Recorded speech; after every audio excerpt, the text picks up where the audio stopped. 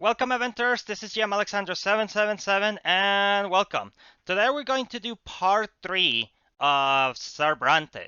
We already did the first two chapters, and even though the first chapter came, I had to the game was crashing a lot. I do have some good news, hopefully.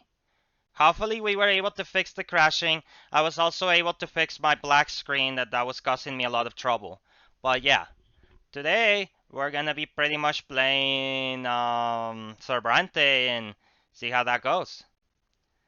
I hope that everybody's having a good time. So yeah, the game is loading on the background. So yeah, it's just kind of taking a while. Oh, okay. All right. Well, it wasn't loading because for some reason, like it didn't want to load while I was on the first screen. So yeah, I do have to. I do have to move the camera a bit. It does seem to take like some kind of delay.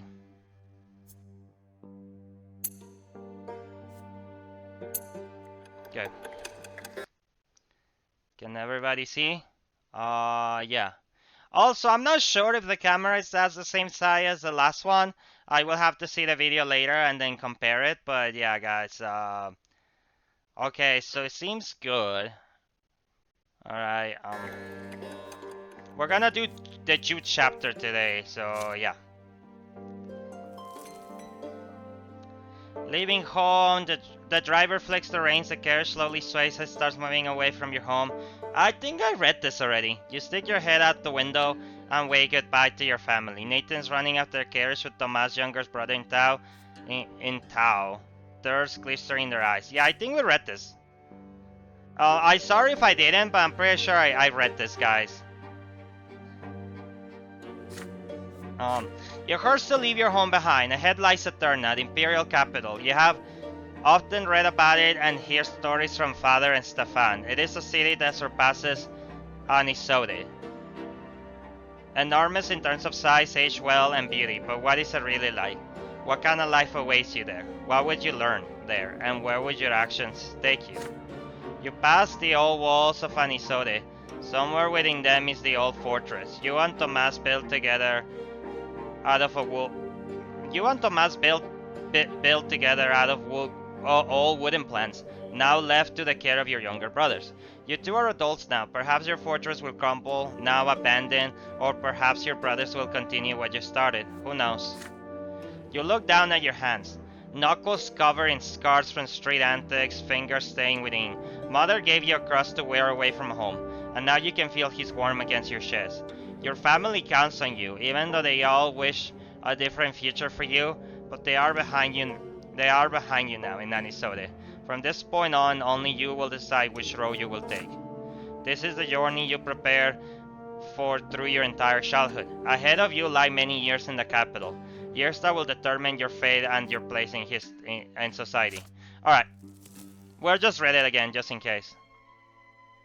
You left your hometown to study in the imperial capital. What life awaits you in Eterna? What would you study and where would you go? When push comes to shove, which road will you take?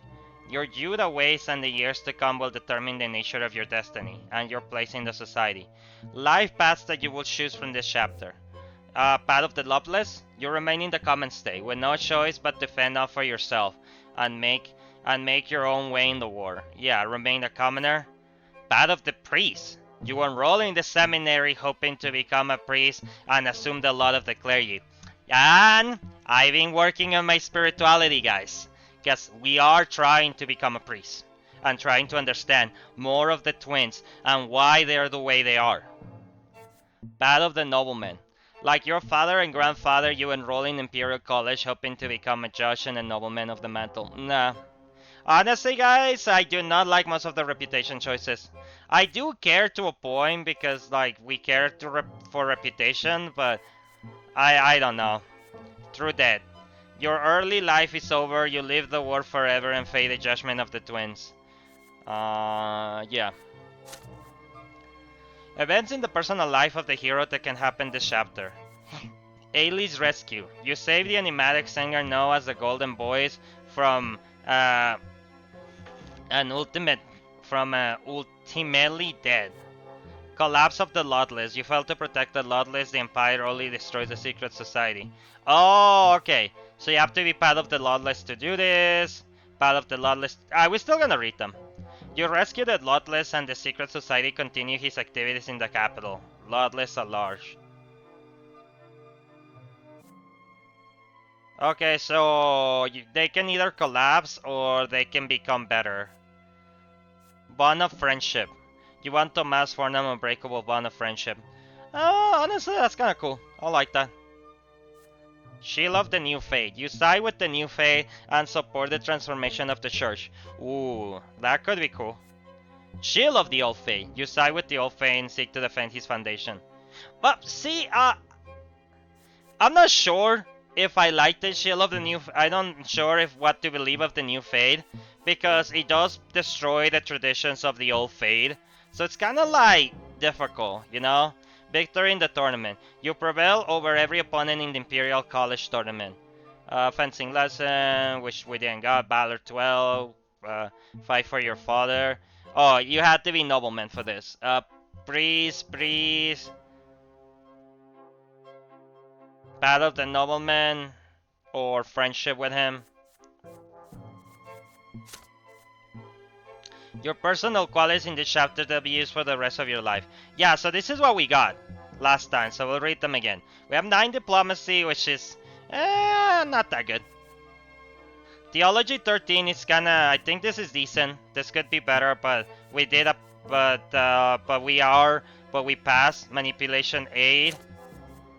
Valor 5. Eloquence 9. We need more eloquence, and scheming 4. We don't really care for... We mostly care for theology and eloquence. Alright. Let's start. I hope everybody's having a good day, and I hope everybody's been enjoying the series. Also, guys, if you like the series, please like, comment, and subscribe. It helps the channel a lot. It helps support this a lot. So please show some support, and I appreciate it. So yeah, let's continue. It takes a whole month to reach Eterna.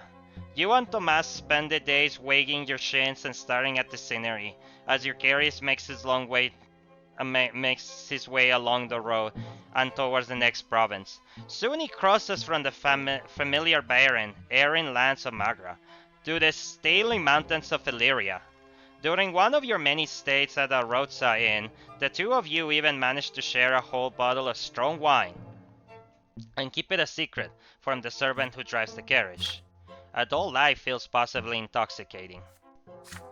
Soon, I tell you, soon we'll be there, and I'll earn my sword as soon as I get accepted into the military academy. You'll see. And then nobody's gonna walk all over me like I'm some commoner. Alright, so Tomas is definitely set dead on becoming a nobleman. Like to earn a noble blood.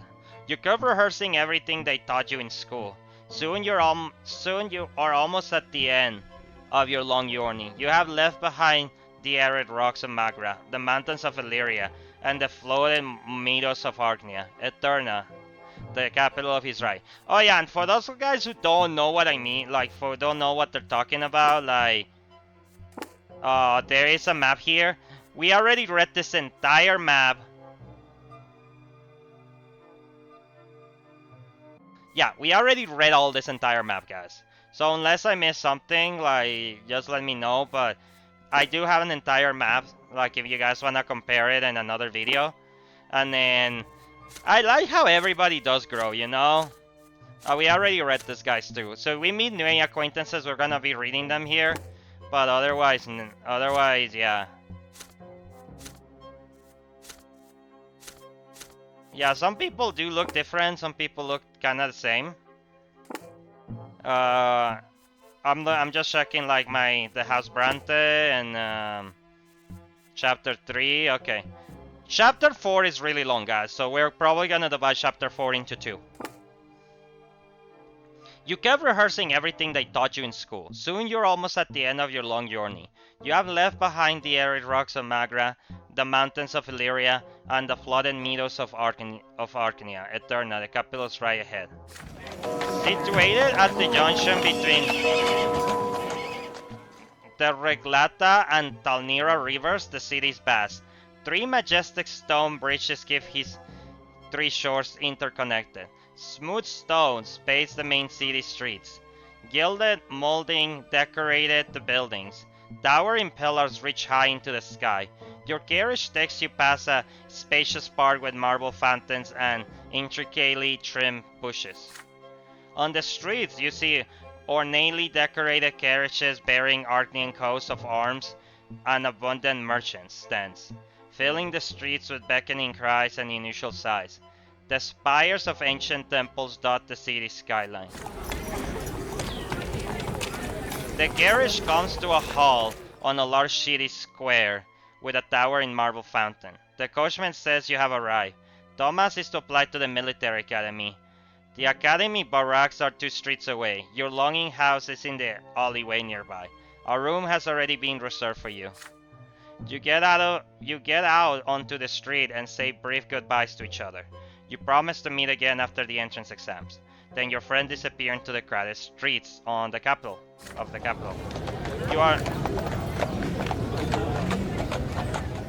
You are left to your own devices in this vast city. A group of nobles walk past. They are dressed in well-fitting clothing, decorated with gems and golden thread. You are not even noticed. Street urchins chase a dog down the alleyway. Soldiers of the Imperial Legion are marching to files and drums towards the barracks. Humble pilgrims are gathering to the great temple of the twins. There are the sounds of music and fountains and the smells of baked bread and garbage trains. You quickly check in at the lodging house, then go back outside. The sun is setting. The streetlights come to life. Merry music fills the taverns. Couples and nobles coaches with tinted windows fill the streets. Shadow and hushed voices and laughter fill the parks. You are all alone in this city, so vast and unfamiliar. You take a look around, determined to fill your first night in the capital with memories. You see young nobles gather by the fountain, talking and making jokes excitedly. One of them keeps glancing at the clock tower. They are about your age. Their clothes are hand-tailored and 2 of them bear noble swords. They seem to be waiting for something. It might be a good idea to make their acquaintance. It would be most helpful to develop a familiarity with the influential nobles of the capital. Loud music from a large establishment on the corner distracts you for a moment. The servants have just opened the shutters to air out the hall. It seems there will be a gathering inside. People from various states greet each other as they take their seats. A servant by the door of the establishment tells you, Sir Gerd Arkwright will be making a speech about the rise of the common state. You wish to listen, you better get inside quickly. Then you look at the great temple of the twins at the far end of the street. The pillar shines in the evening dust above it. The temple's gates are open and worshippers are flocking inside. There are too many people for an ordinary service. This must be something important. What do they preach here in the capital? What do they say of the new faith and the teachings of Patriarch Fotis? Yeah. You snap out of your reverie when you hear loud laughter. A group of young men dressed in colors of the Imperial College have made the acquaintance of several lovely girls. They are making their way down the road, united by merriment. One of the girls smiles at you. It is an invitation to join them. They turn the corner and walk away, but you can still hear their voices, ringing and echoing through the street. A night of reverie and jolly. Loud fun doesn't sound half bad. This is your first night in Eterna. No matter what you choose, you will be remembered for a long time. Alright, let's see. We have a lot of willpower, so that's diplomacy, manipulation, that's your fortune bond with no group of young nobles. +1/+1. Manipulation and eloquence. We do need more eloquence. You decide to listen to the speech on the rise of commoners. Okay, listen to Arkwright's speech will give us eloquence. You decide to listen to the speech of the rise of commoners. You forge bonds with a group of young nobles. Run after the students. Okay, so if we don't have willpower, we had to run after the students, which she was 10. You run after the goggle students and join the merrymen. You forge a bond with a group of young nobles. You decide to listen to the speech of the rise of commoners. Visit the great temple of the twins. You follow the other worshippers to follow the temple and attend the night service. Yeah, absolutely.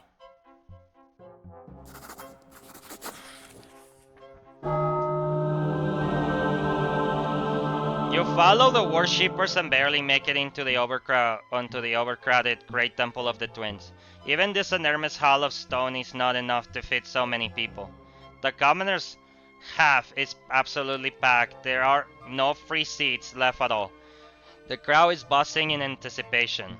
You hear revering whispers. The preacher for today's evening service is Father Ulrich, one of the leaders of the punitive brand of the church. A man dressed in a long black cassock and wearing a silver cross appears on the raised platform by the altar. He bears a rolled scroll on his side, held tight by a silver seal. You try your best to see his face. Chiseled features, sunken cheeks, bald head. Father Ulrich looks at the crowd with his steely eyes, and the hall falls silent. Yet who live in Eterna, I see before me the faces of true believers. We are not united before the twins, yet in our faith in them we are united. The twins are the guiding light in the darkness of our life. The twins are the only incontrovertible truth of this world. So says Isatis in his first book. The twins are law and will and love. But the will is above all. From this will came law and love too. Was born from the will. The twins have the will to bring us those three gifts, and so the great Arknian Empire came to be. The twins have the will to lead us, and so we are no longer lost in the darkness, now guided by true faith. Okay?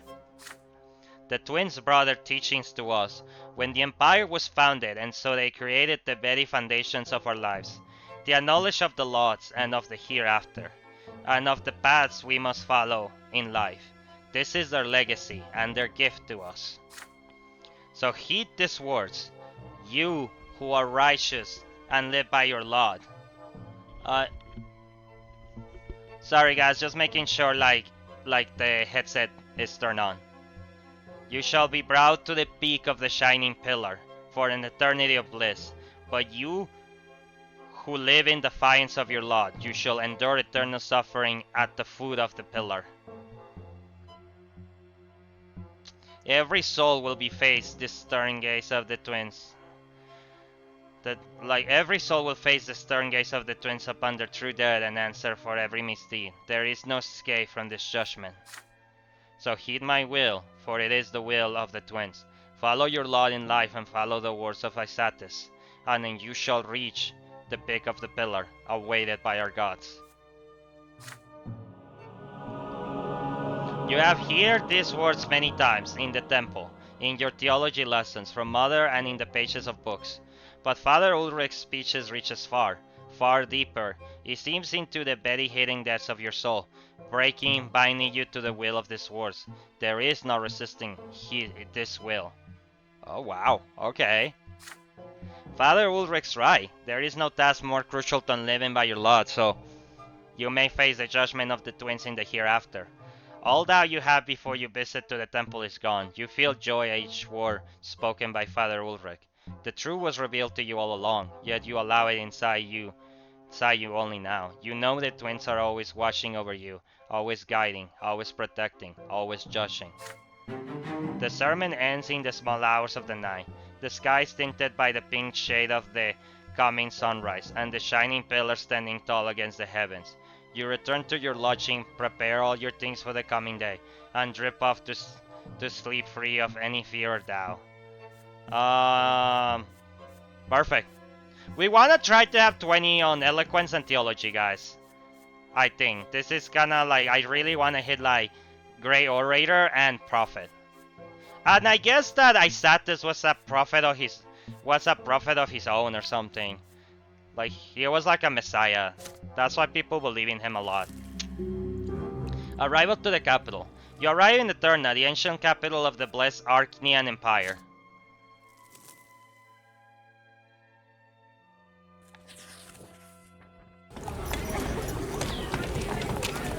Luke's sermon. Patriarch Cassius. Oh yeah, they did change the patriarch, by the way, guys.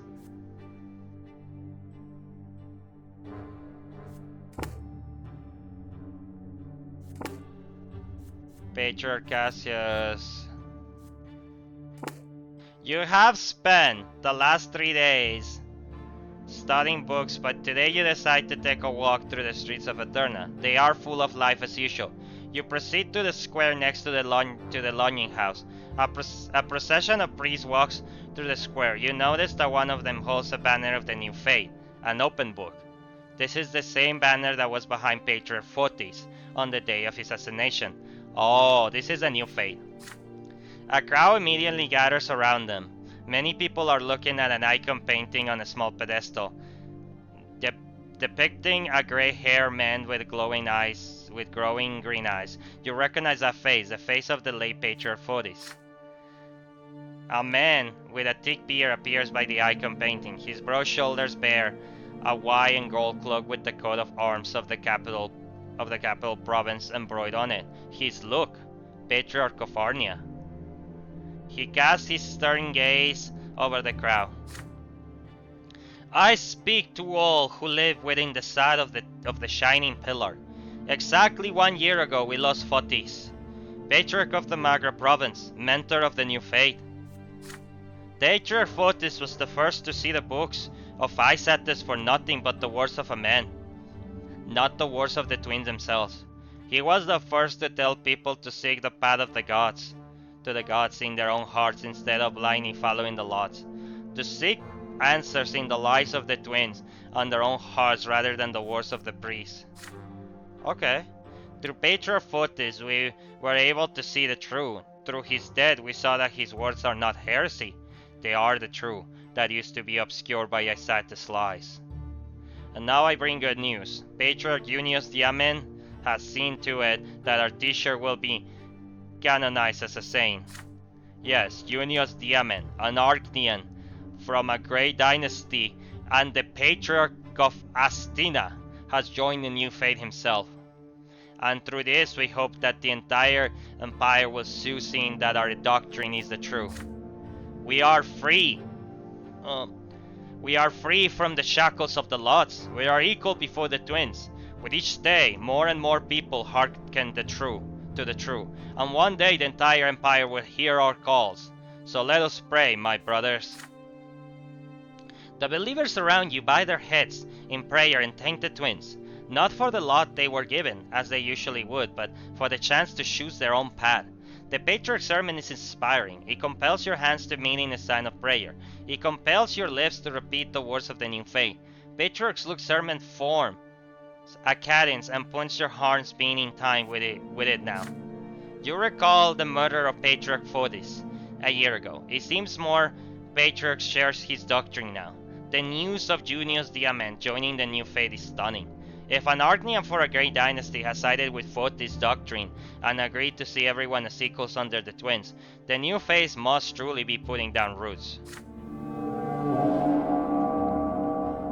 But suddenly, several figures appear by the podium, figures clad in black, with glinting silver underside, inquisitors. They push through the crowd and form a circle around Patriarch Luke. One of the priests rises before the crowd. He's clean-shaven, tall, with chiseled features. Everyone falls silent at the sight of him. The Inquisitor speaks with a booming voice that can be heard by all. I am Father Ulrich, in the name of the twins, and by my right as an Inquisitor, I order you to turn around and leave. The words you're hearing are full of lies.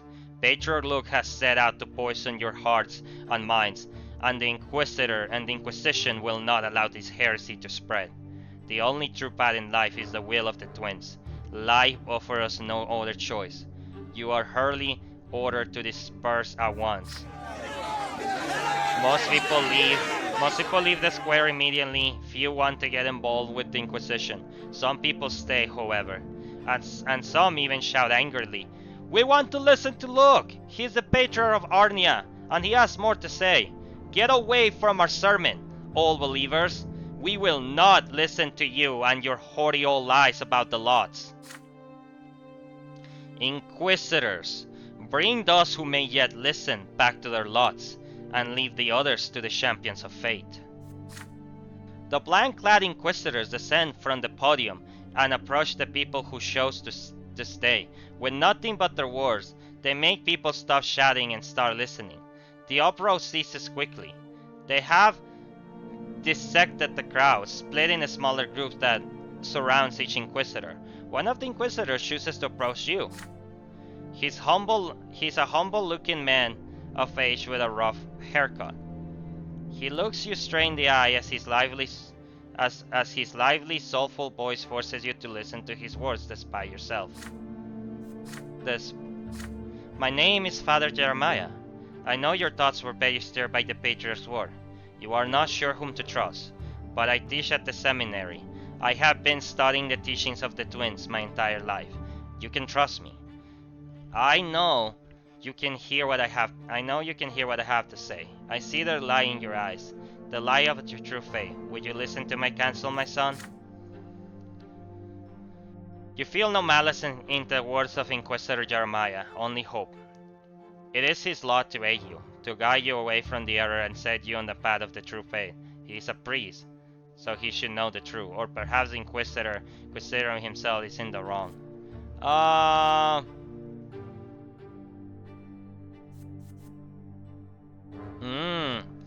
Okay, so we could get theology, eloquence, or diplomacy.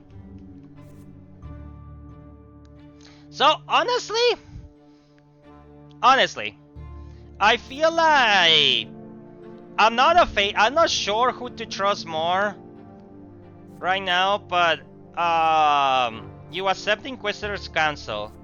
You argue against the Inquisition and the Inquisitor and in favor of the new faith. You refuse to be ordered around by him. It is not the clergy's place to give you order. That is very true. It is not there. It is not. We're gonna debate him, because I want more eloquence. Yeah, I think I want to debate him.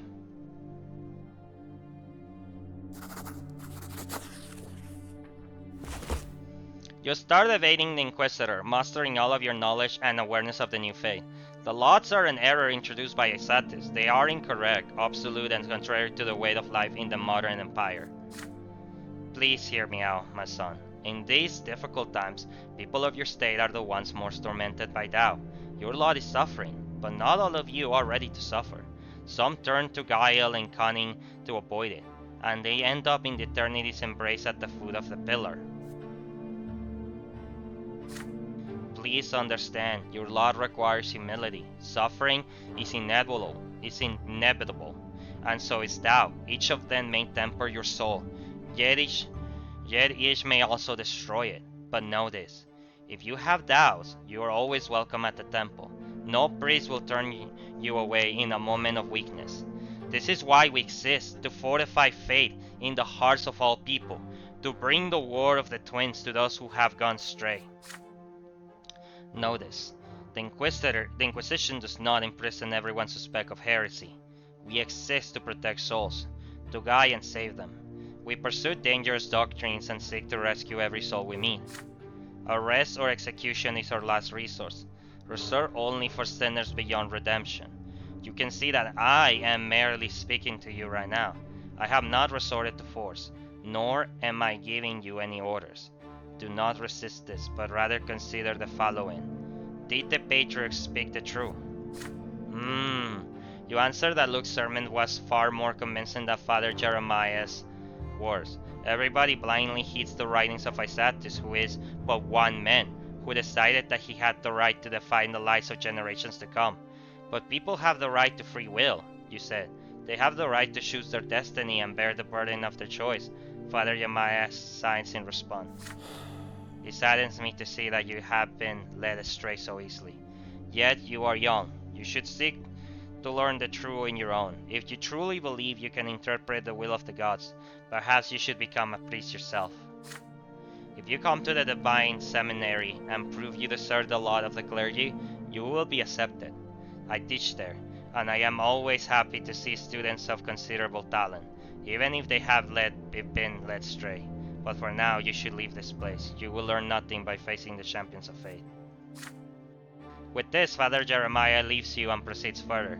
You leave the square freely, your dignity preserved. The remaining people in the square continue arguing with the other inquisitors. Armed champions of fate stop nearby, but they do not intervene. Luke and his retinue can no longer be seen. You walk back to the lodging house, mulling over Father Jeremiah's words about the seminary. Your family sent you to earn a noble title, but you have an opportunity to become a priest of the old faith or the new. If you see your destiny in service to the gods, no one has the right to stand in your way. Yeah, it's kinda hard to be able to pick sides between the new and the old faith.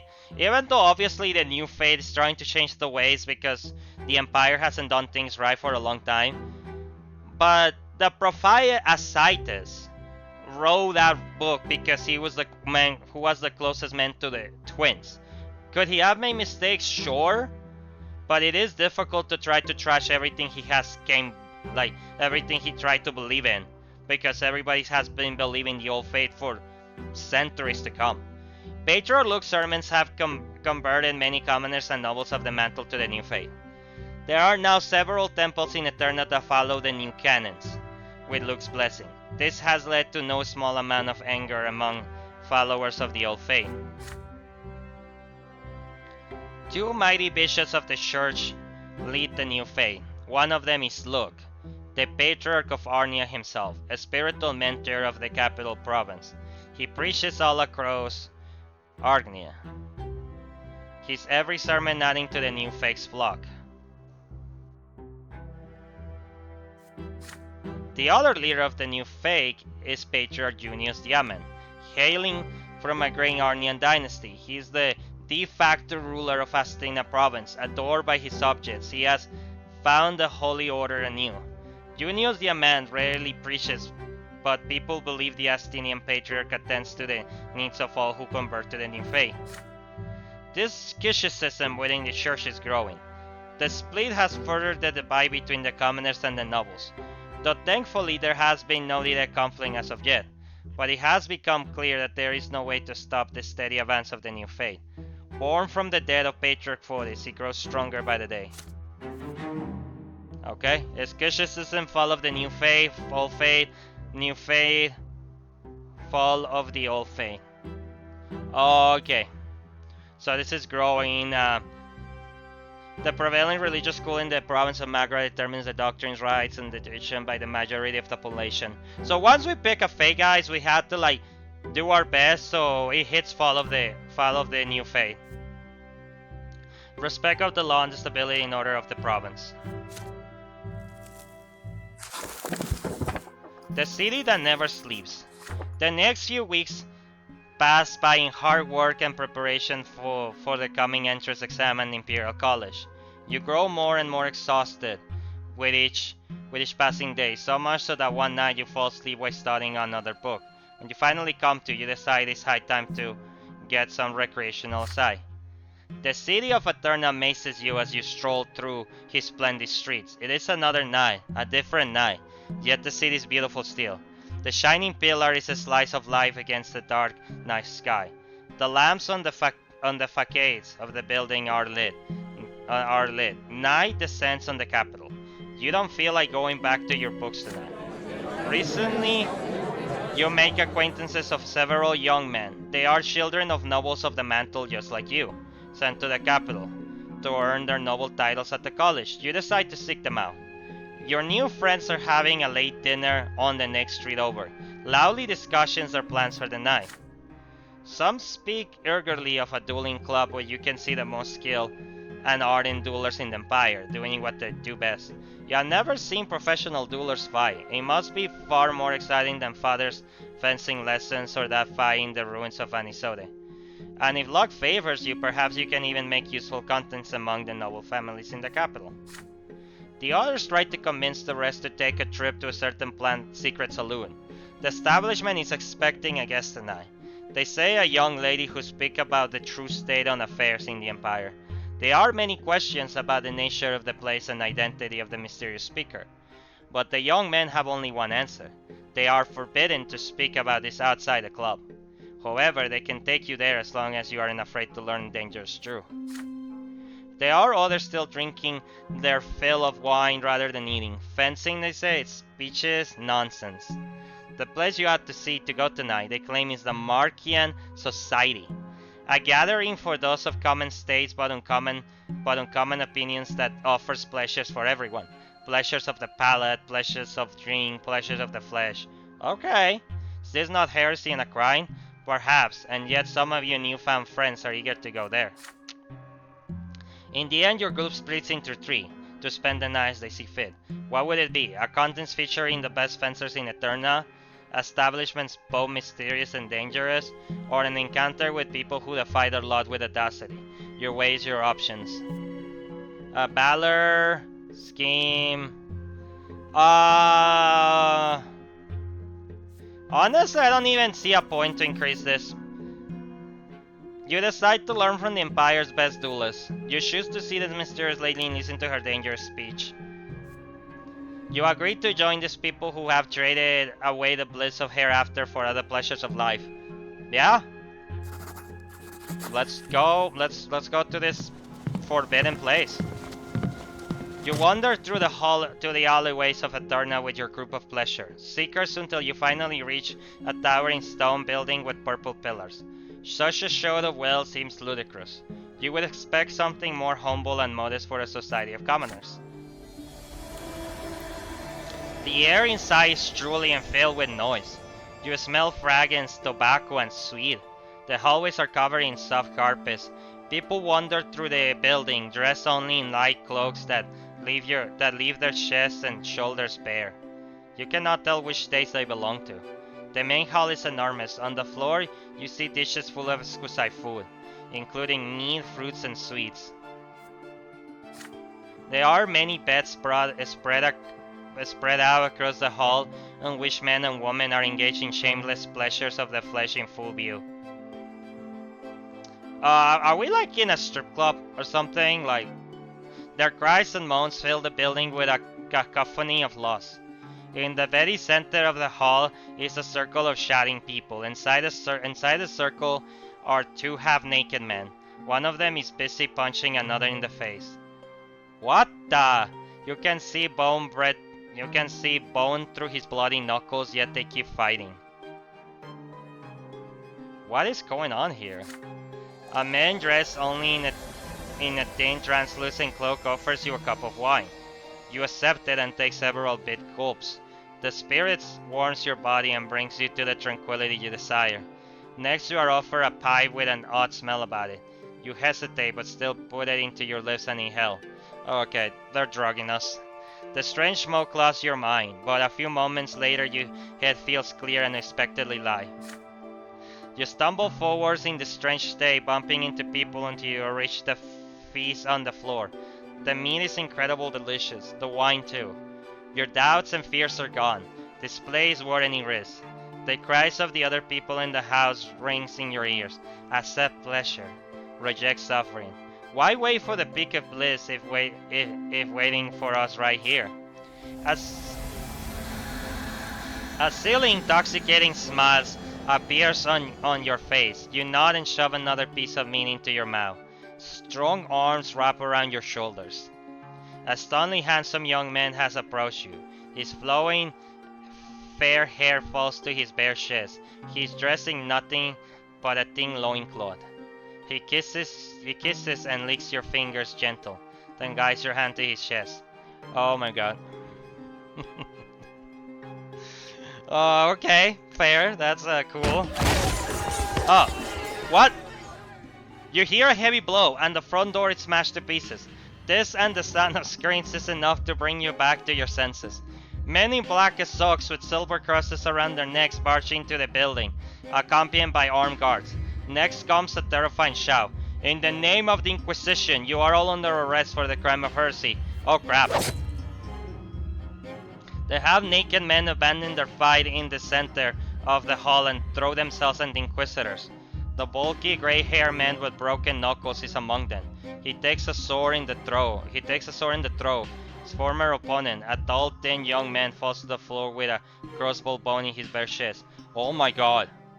The others freeze, unable to move. They are bound by barely visible white threads, seemingly woven from the air.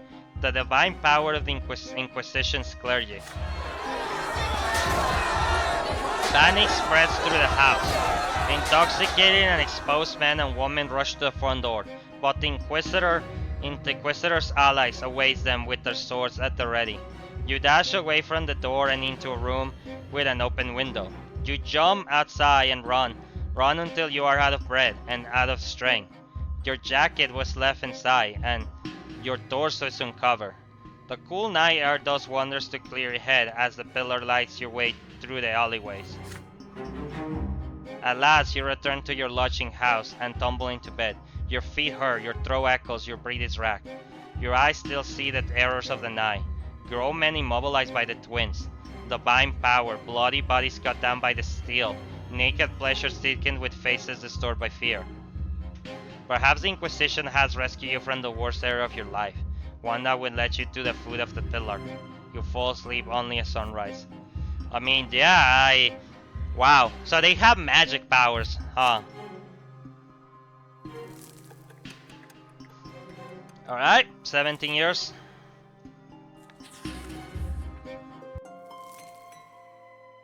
You are on your way to the largest library in Eterna to study for your entry exam. It is right next to the college.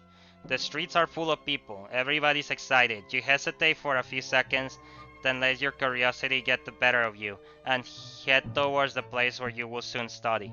Before long, you hear the shouting. The great chancellor's about to give a speech about the future of the empire. You cannot possibly miss this. You mix with the crowd and soon find a convenient place to listen and watch what's about to unfold. One of the steps of the college you see a small tribune guard by two Archnians armed with swords. This is the first time you have ever seen an Archnian standing guard, let alone two of them. The doors of the college open to reverse a stately Archnian surrounded by a honor guard. It is he, Cornelius Tempest, Great Chancellor of the Empire, younger brother to the Emperor himself. He heads for the tribunals and casts a look over the square. It is full of people in awe and utter silence. Long ago, human witnessed the Archnian's arrival. The two nations built the empire side by side. The province joined us one by one, and Magra was the final province to attain the absolute might and majesty of the blessed Archnian Empire. Yet, there was another great event long before that. 1,000 years ago, the twins had graced us with their presence. With their arrival, the twins granted us their will, they show us their love and their law, and they granted us knowledge of what awaits us in the hereafter. They chose the dynasty of Tempest to rule the empire, and from that day forth, our dynasty has ruled this land, ordained by the gods themselves. However, it is our duty to the twins not to seek power for power's sake, but rather to lead the empire to further prosperity. And so the Great Imperial Council is soon to review and adopt a new set of laws called the Creed. Under the Creed, all states will be granted rights. Under the Creed, there will be one law for all Imperial citizens to obey, human and Archnian, from the lowest commoner to the Emperor himself. The strife among the states will end. A single law will resolve all of our quarrels. Glory to the Empire! The Great Chancellor strokes his arms into the air. The crowd murmurs and applauds into approval. Cornelius Tempest casts another look over the crowd and leaves. The crowd disperses. The sound of agitated discussions are everywhere. Is it true that the Emperor's dynasty seeks to grant equal rights to all states? What will happen to the Empire then? Honestly, that's kind of cool. Like that the commoners will have better rights. I kind of like that. The girl from your past. It is early morning. You have been awake since sunrise studying. There is a knock at the door. It is a letter from home or a tail servant. You open the door and freeze stunned. Hello, Brante. Before you stand, before you stand Sophia, the girl who used to live next door. She's all grown up now. She looks so different, but you would always recognize those blue eyes no matter what. You gesture for her to come in. Sophia enters the room, glasses around, and sits in an armchair. You eye the girl you used to know as you sit across from her. This is really bad. We don't have um yeah, like she doesn't like us guys. But the young woman you see has a little in common with the girl you used to know. There is cold still in the way she looks at you. Her haircut is short, but what's she doing? I can't explain. I've been living in Eterna for a long time now. Ever since I ran from Minnesota. I heard the other day that you left for the capital to get into the college, so I found you and here I am. You ask how Sophia learned about your arrival and where you're staying, but she answers your questions with an enigmatic smile. We'll get to that later. Right now I want to see how much you changed since we last saw each other. As for me, I changed a lot. I'm a whole different person now. You look away as you recall your previous encounter, back when Sophia ran away from her Orkney ambassador. Sophia chuckles as she continues. Would you like to know what happened next? I traveled through the entire empire all alone. I have nothing. My journey ended only when I reached this place, the capital, with all of its important people and events. This is the heart of the empire. It's a place where I can make a difference. I made friends here. Found people I can truly call my family. I even got an education of sorts and I have a purpose now. I fight against injustice. I fight against the lots. I fight for those who treat our lives like mud of the pavement. And no, I'm not afraid to tell you that. I came to you for a good reason. I need help. I know you. I have faith in your good heart.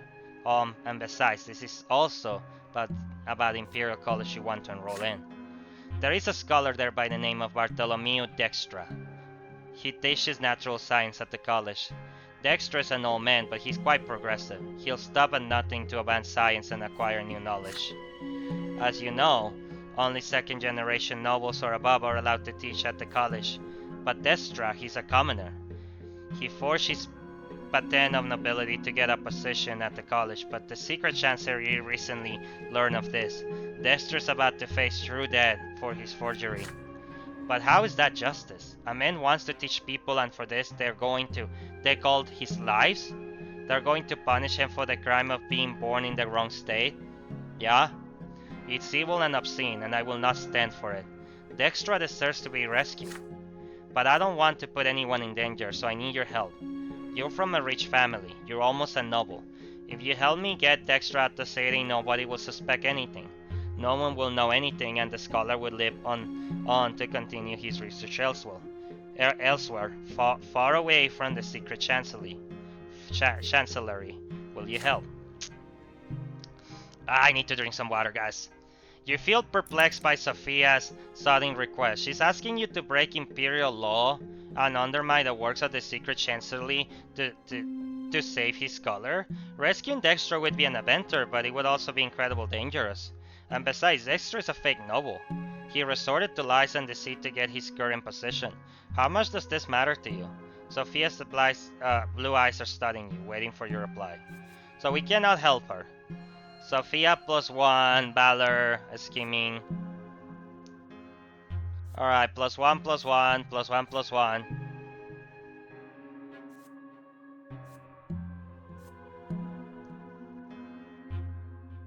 You turn Sophia over to Oton. If you help her now, it will make up for what you did to her. That would be cool. Manipulation, scheming.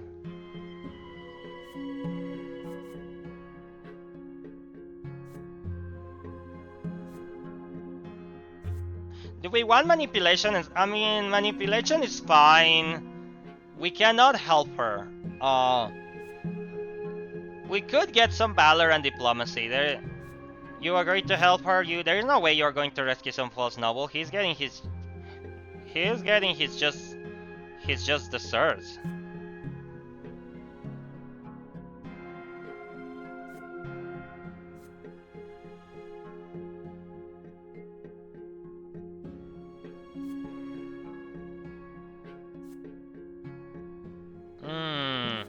She will become embittered instead of merciless.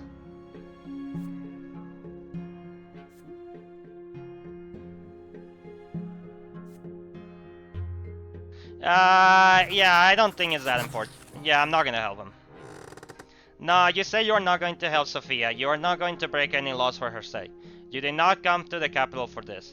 That strike fake noble deserved his fate. He tried to fool the law, the college, and the empire itself. Even a scientific genius must be punished for such forgery and deception.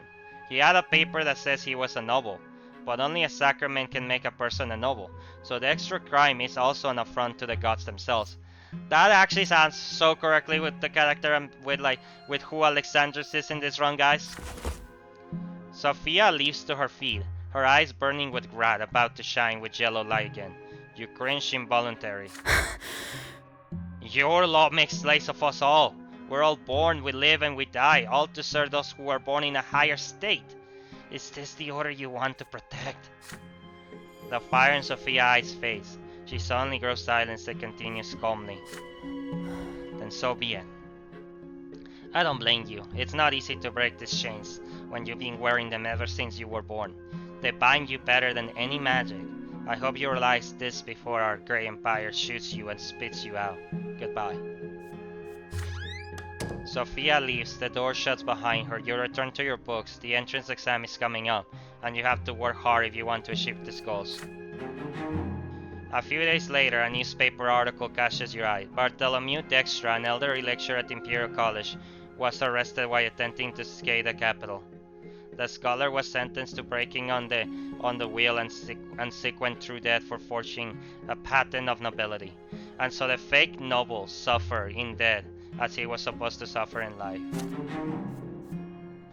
Alright, we had some decent, we had like half diplomacy that might be okay.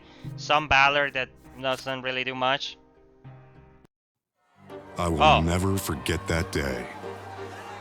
For it was then that I chose the path I would walk for the rest of my life. Okay.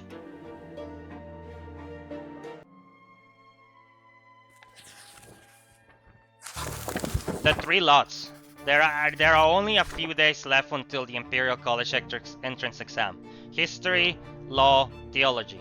You spend all day reading and rereading the books you brought with you.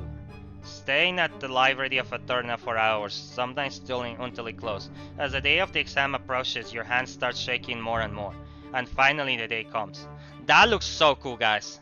Like the 3 lots, like the nobleman's sword. Like if you wanna be a nobleman, you get a sword. If you become a priest, you get like the twin book, the Bible, the holy book. And if you're a lotless, you just get a whip. Because they whip your ass. They hit you with a leech. The clear sky hangs over Eterna today. The breeze is warm. You dress in your best outfit, a gray jacket and velvet culotte trousers. You comb your hair carefully and polish your boots until they shine. They look pretty fancy. You leave the lodging house and head for the Imperial College. Your legs grows heavier with each step.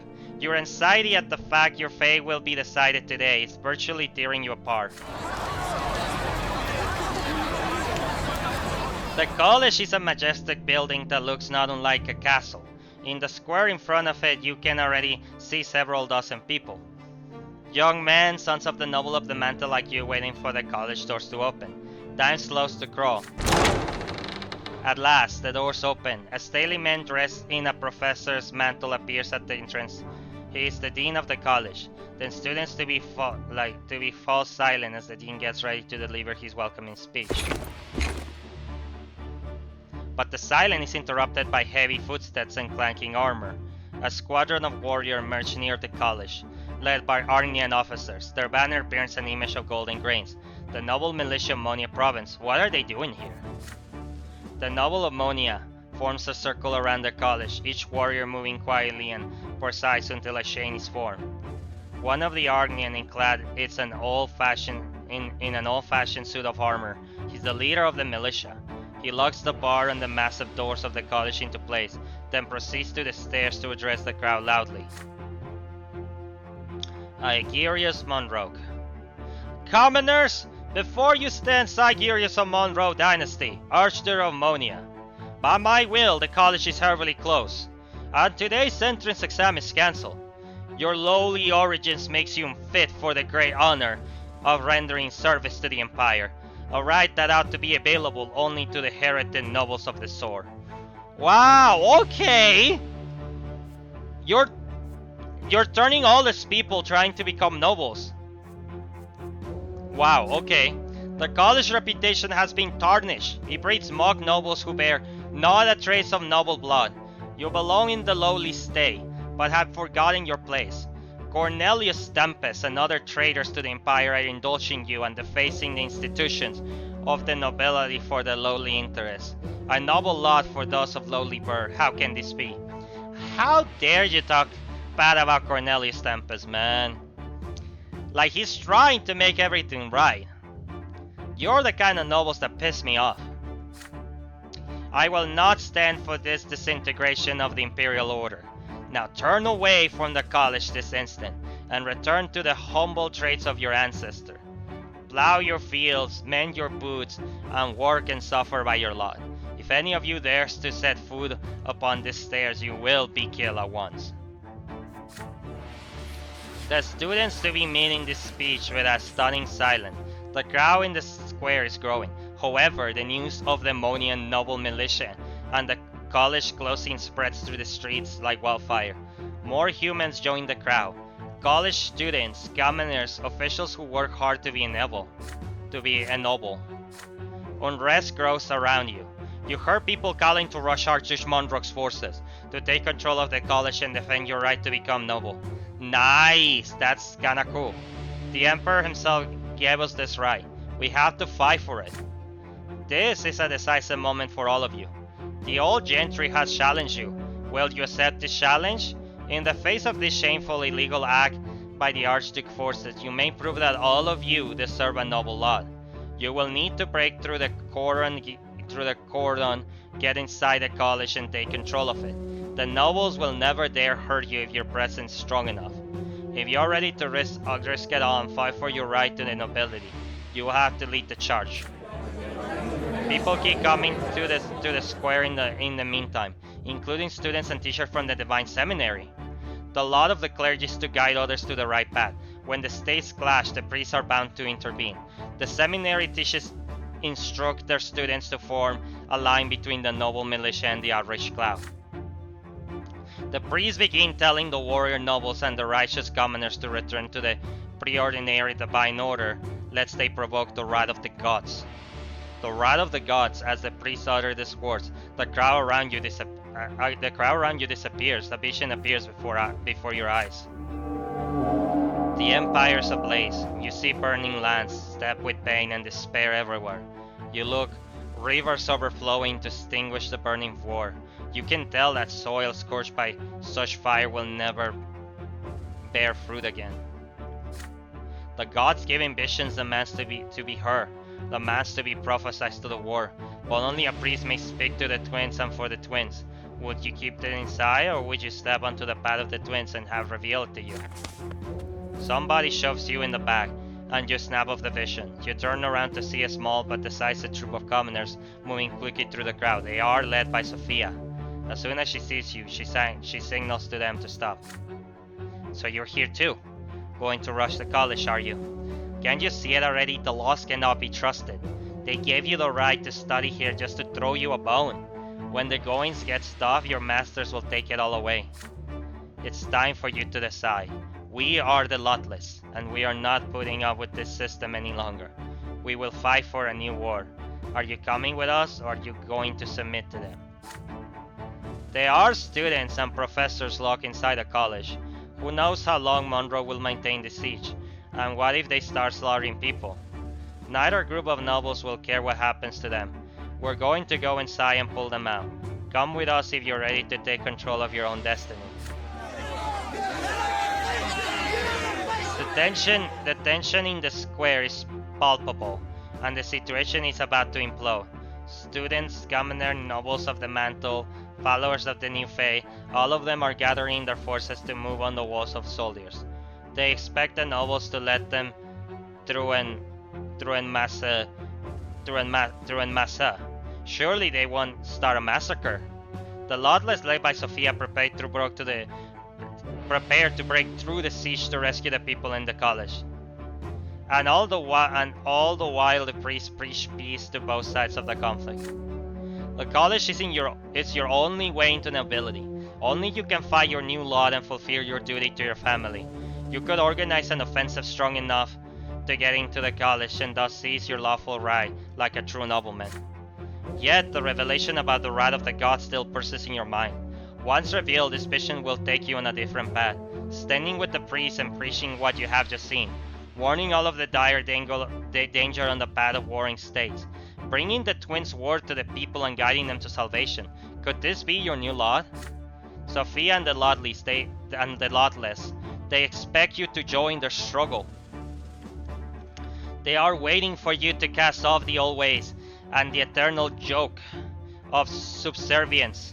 If you choose this path, you will not change your lot, and your suffering will continue, but your suffering might just change this world. This is the moment. Your future life will be decided here and now.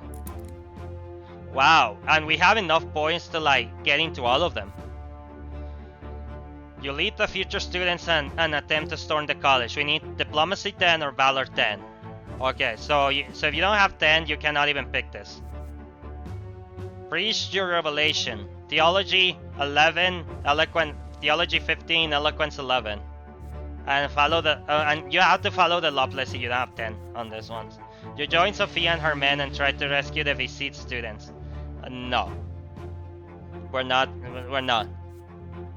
We're also not becoming a nobleman, guys. I'm sorry, but I do not like most of the noblemen, and we only had on our diplomacy it's 10, but our valor's pretty bad. Priest is the one that makes the most sense and is the one I've been working the most for.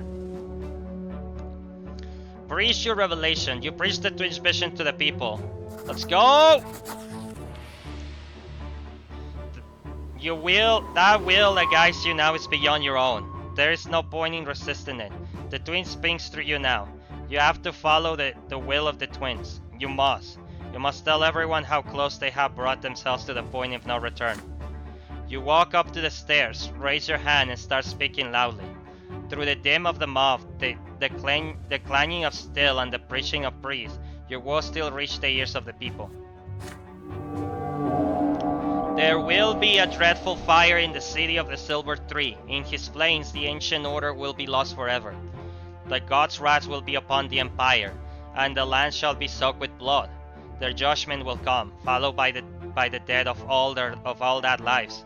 The last thing the world shall see will be the twins' faces, shedding bloody tears for their beloved creations that have gone stray. Such is the world's fate, yet it is not too late to change it. As you utter the last words of the revelation, you grow numb and regain as the vision leaves you. There is a crowd around you now. They hear your every word. They hear the twins speaking through you. A hooded man dressed in a black cassock appears before you. He bears the silver seal of the Inquisition. He is accompanied by 2 warriors wearing heavy armor, covered in sacred symbols. Seize the pretender! He dares to preach in defiance of his lot. What? Wait, what? I literally just said the vision that I had from the twins. What's going on? They grab you by the wrist, gag you, and throw you into a dark carriage. It takes you to the Inquisition ward by the Great Temple of the Twins. A week of silence. This is the Inquisition's punishment for laying claim to the lot of the clergy. You are locked in a tiny cell, a small room normally fit for prayers. The inhumane strength you just felt is gone. You are literally exhausted. We got arrested for like a week? Wow, that sucks.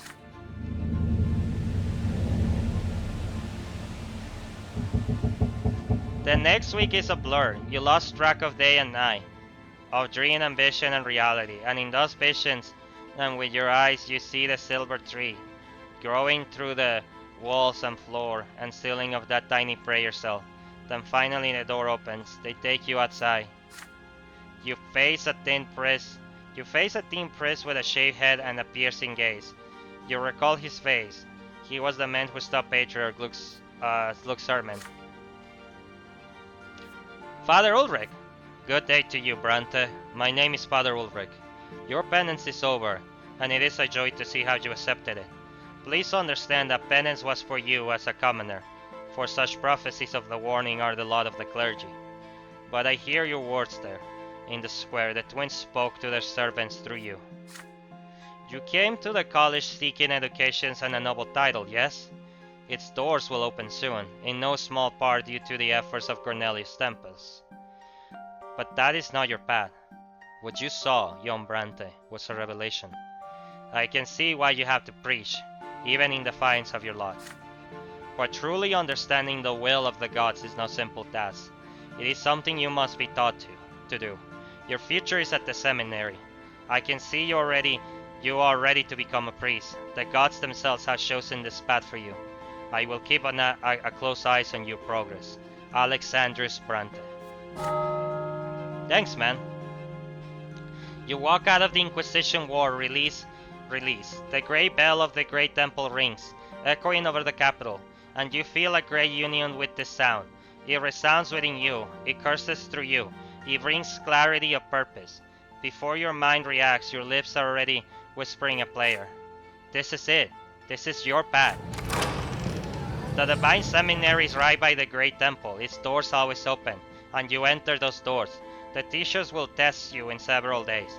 Before that day comes, you must live in a prayer cell at the seminary. When the day comes, they put you to the test. A priest examines you on your knowledge, on the prayers, the works of Prophet Asatis, and the signs of the great descent. In your responses, you mention the silver tree in your hometown, you mention being at his very roots. The final question comes, what brings you here? The wish to see and understand the will, and love, and the law of the twins, you reply. The priest nods at your words satisfied. You are now a student of the Divine Seminary. This is now your new home, and the place where you will prepare to receive your new lot. Nice! You will become a priest. By the law of the Empire, you cannot inherit family property of titles. Oh, okay. You are to carry the war of the twins into the war, from this moment forward, and until true death takes you to the hereafter. Alright, so we cannot become nobles ourselves, but our family can still do it, I think.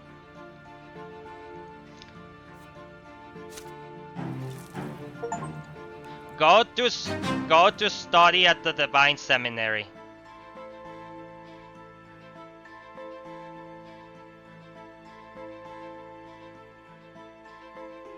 Wait, I am pretty sure my camera should be here, right?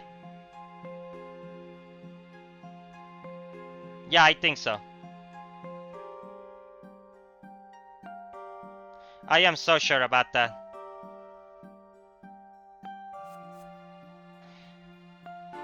Path of the priest, event that has happened, enroll in the seminary, theology, eloquence, you enroll in the seminary hoping to become a priest and assume the lot of the clergy.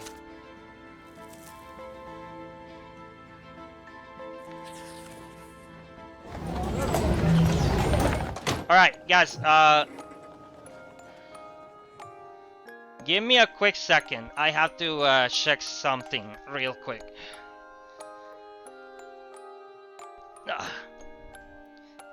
Alright, I'll be right back.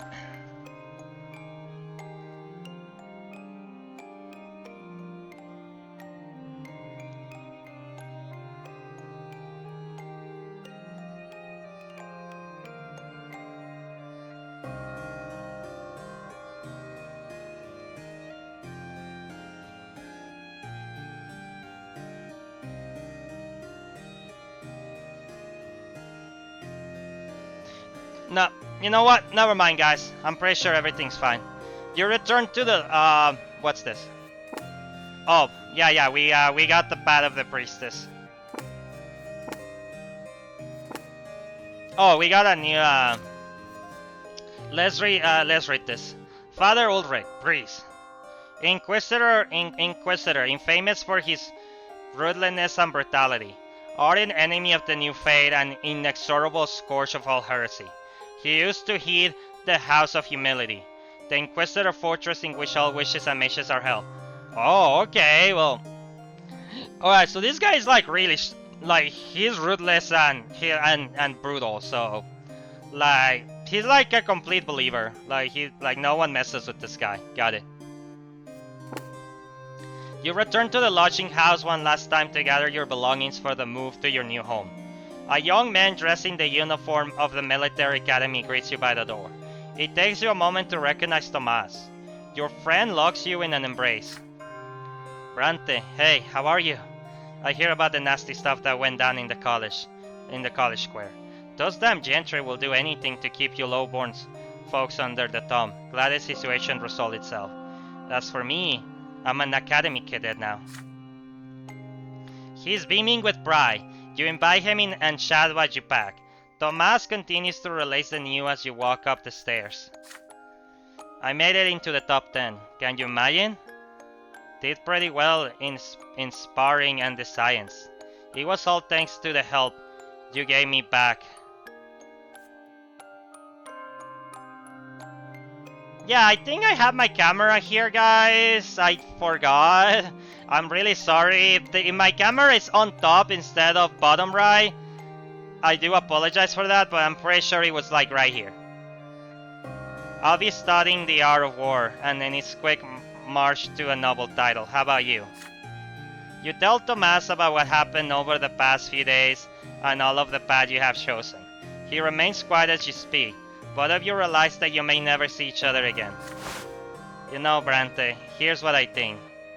You may have your own path in life, but you're my friend. We gotta make sure our friendship lasts forever, no matter what happened to us. I agree, buddy. Here, I brought 2 brass rings. If the old tradition is to believe, both the rings and their wearers will always remain close to each other, no matter where fate takes them. What do you say? The 2 of you grew side by side. Tomas, the audacious, hot-blooded, short-tongued boy who used to live next door. You can't imagine your childhood without him. But would it be right to promise him that your friendship will last forever no matter what happens? Yeah?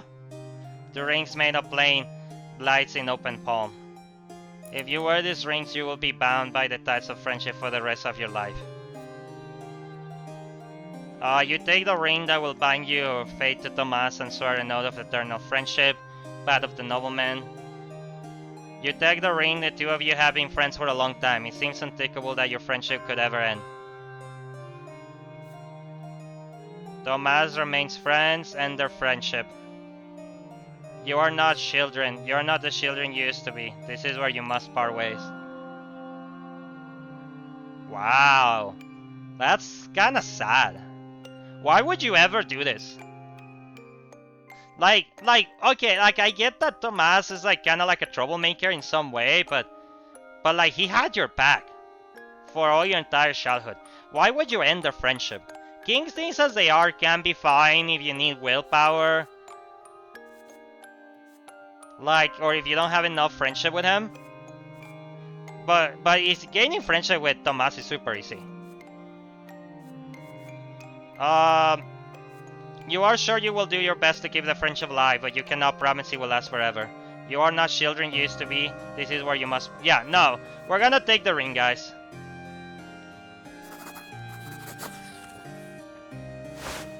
You take one of the rings from his outstretched palm. The 2 of you have walked side by side ever since you were children. Even though your paths in life might diverge, nothing will ever tarnish your bond. You are ready to preserve your friendship in brass forever. You put the brass ring on your pinky. A perfect fit. Tomas does the same. He starts beaming again. Now we're friends forever. For all eternity. We gotta celebrate this. Come. I know a place. I know a place I gotta show you. Tastiest meat I ever tried, Brante. My treat. The 2 of you go to a noble salon by the square of Emperor Severin. Surrounded by tobacco smoke and meat bottles, you walk your tones, recall the days of your adolescence, and make plans for the future. Nobody knows what could be waiting for you, but you promise you will never lose sight of each other. Your friendship's stronger enough to stand the test of time.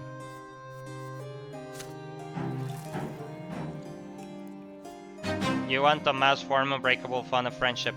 Yeah, like... Why would you not want to be friends with Tomas? After deciding to enroll in the Device Seminary, you write back home. A letter from home. It isn't an easy letter to write.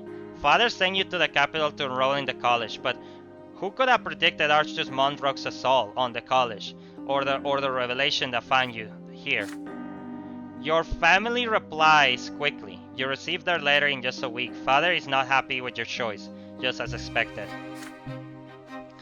My son, I realize that these are the difficult times. The difficult times in the capital. Nobody expected an attack on the college. Have you been more firm, you could have upheld your right to study there. Cornelius Tempest will ensure that the college opens again. Yet you have already rejected the nobleman's lot. It seems your grandfather was right. But your choice is made, so follow it, and study to become a priest. I did not send you to the capital for this, but I accept your choice. Mother, on the other hand, supports you eagerly. My dearest son, I'm so proud that you have chosen to follow your destiny, even if it means going against your father's expectations. I always knew you were born to carry the twins' war in the war. This is as it should be. Nathan echoes mother's sentiments. The path of the faith may be even more noble than the path of the noble. I'm going to go to the seminary in Anisode like you. We're going to live the same lot, you and I. You always show me the way. Absolutely. You are not surprised to learn that Stefan and Gloria are disappointed in you, each of their own responses. Oh my god, guys. How could you defy Father's will? It cost him so much time and money to send you there to the capital. But alas, what can we do? The lot of the clergy is your destiny, and so be it. We of the noble lot will attend to our family's future from now on. I wanted you to find your own way, you know, and you defy Father's will, all to bend to the will of the church. I hope this new lot fits you well. Lydia, +1 affection. Nathan, +1.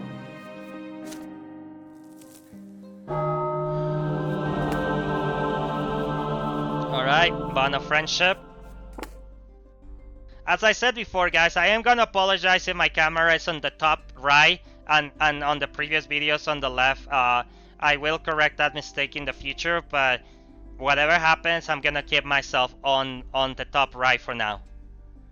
Lessons at the seminary start early in the morning. Before the lesson come 2 prayers, one privately in your room, then a communal prayer in the refectory. The morning bell eases you from sleep in the morning. You adjust to the new routine more easily than you would have expected. The seminary students are quite numerous. You have counted more than 30 young adults studying with you. They are both boys and girls, but the girls already cover their hair and keep everyone at distance. Most of the time the boys and girls study separately unless a lesson is of particular importance. The classroom is vast and the boys and the girls sit separately, watching the age. Unassuming teachers would wrap attention. His name is Father Jeremiah Hack. He writes a word in large letters of the blackboard, Isatis. It is a name you know well. Isatis was the disciple of the twins, the elders' favorites. He wrote the 2 books that lay down the teachings of the twins. The first book tells how the twins are will and law and love. The second book tells of the lots and how each of the 3 states is granted his own lot. For the entire first semester you will study only these 2 books, for they are the foundation of the faith. Okay. Father Jeremiah gives a passionate lecture about Isatis and describes his life. His words are filled with reverence after all. Isatis surely was found to none when it comes to understanding their divine promise. After a dozen days in the seminary as a student, you heard a rumor. Look, the Patriarch of Arnia is about to come here, and the teachers are preparing themselves. Father Jeremiah informs you of the Patriarch's arrival a few days later. It is a tradition that every year the Patriarch of the capital province personally teaches a class for the first-year students of the seminary in Eterna. The lesson in question will be held in 3 days. We teachers are aware that many students are too preoccupied with their current studies to attend this lecture, but I assure you, should you not attend this lesson, it will not affect you in any way. They really don't like the patriarch. The student exchanged wary glances. Skipping class is normally ground for harsh punishment. This uncharacteristically mercy is only it's only a few words away from saying you ought to skip the lecture. Your curiosity speaks. What is making the seminary teachers treat the patriarch's lesson like this? Perhaps you should hear what he has to say and see for yourself. You decide to attend the lecture. The day comes. The lecture hall is half empty. There are several teachers in the hall as well, keenly eyeing every student who has chosen to attend this class. A few minutes behind schedule, Patriarch Luke arrives. You recognize his broad shoulder and thick brow right away. His eyebrows are thick too and brown. Half squinting eyes gaze from under them. He greets the student with a smile and begins. The air in the seminary is so inspiring. There was a time when I too studied the teachings of the twins within these walls. My mind was overflowing with questions, but I found answers to only a few of them. I believe that many among you find little satisfaction in the answers that have come down to us from the faraway past, and I believe that you will yet find the answers that elude me. More than 1,000 years ago, the twins came to a war. They browsed knowledge after true death. Each of us shall face divine judgment and retribution, and the fate of each of us in the hereafter depends on the righteousness of our worthy lives. You are students of the seminary. You are now studying the teachings of Isatis, the foundations of our faith. This student of the elder twin lovingly assembled all their words, all their guidance, and brought it to us who live in the present. But how true is it that the laws, the bonds that hold your present society together, were indeed established by the gods? There are whispers from the teacher's seats. They are not happy with these words, but none of them see fit to interrupt the patriarch. Apart from the written words of Isatis, there is no other proof that the twins established the laws and told all the people to follow them. While they were present in this war, neither the elder nor the younger ever mentioned separating people into three states. The twins only told us of the judgments we shall face in the hereafter, and not the laws by which they will judge us. That being said, I will ask you a question. The petty questions my breeding first so much. Is there no chance Isatis was in error? For no mortal man is free of error. And is there not a chance we all are in error by repeating his words? Instead, would it not be more sensible for everyone to interpret the teachings of the twins individually? Perhaps the solution in the teachings of Isatis was right for Isatis himself and not for all of us. The teacher's displeasure grows louder and louder with Luke's every word. Finally, Father Jeremiah grows indignant enough to interrupt the lecture. This profane speech must end. How can a man of your rank be so imprudent and irresponsible as to confuse young people with such ungodly heresy? You will find that no soul in this very hall will ever doubt the truth, as it is written in the sacred books. To this, Patriarch Luke smiles again. I am a mortal man, like Saint Isatis, so I may be in error as well. If this is indeed so, and no student of the seminary shares my concern enough to dedicate a paper to the questions I have asked, then I would curtail my dangerous speech so as not to confuse these bright young souls. But if, perchance, you are the ones in error, if one of these bright young souls does in fact share my concerns, then my lectures on my outlook on Isatis and his writings will continue. The patriarch looks for a time, the teachers converse in low voices, and Father Jeremiah casts a watchful eye over the students and rise. It is natural for young people such as you to face the eternal truths with doubt, and the words you have heard may have sound themselves among those dreadful doubts. But listen to what I'm about to say. There is no place for such impiety in the life of a true priest. Heed my words, all of you, and consider the dangers well before you allow such dangerous thoughts into the temple of your mind. There can be no doubt that the patriarch of Arnia could never call the true faith into question. However, youths such as you, who are only beginning their service to the twins, may easily be led astray by such ideas. So be mindful of your thoughts and doubts, and without any impiety, for the path of heresy can lead only to the eternal suffering. You return to the monastic cell in which you live. The books of Isatis are right there on the shelf. You open the second book and run over the words about the laws. These words are the true of truths. You learned them by heart when you were there. How could anyone ever doubt them? Yet you cannot deny that there is at least one true in Patriarch Luke's words, and this truth is now in your mind. Isatis was indeed a mortal man, and as a mortal he could have been in error. He could have gotten in all wrong. These thoughts fill you in doubt. Alright guys, before I make my choice, I do want to say something about this.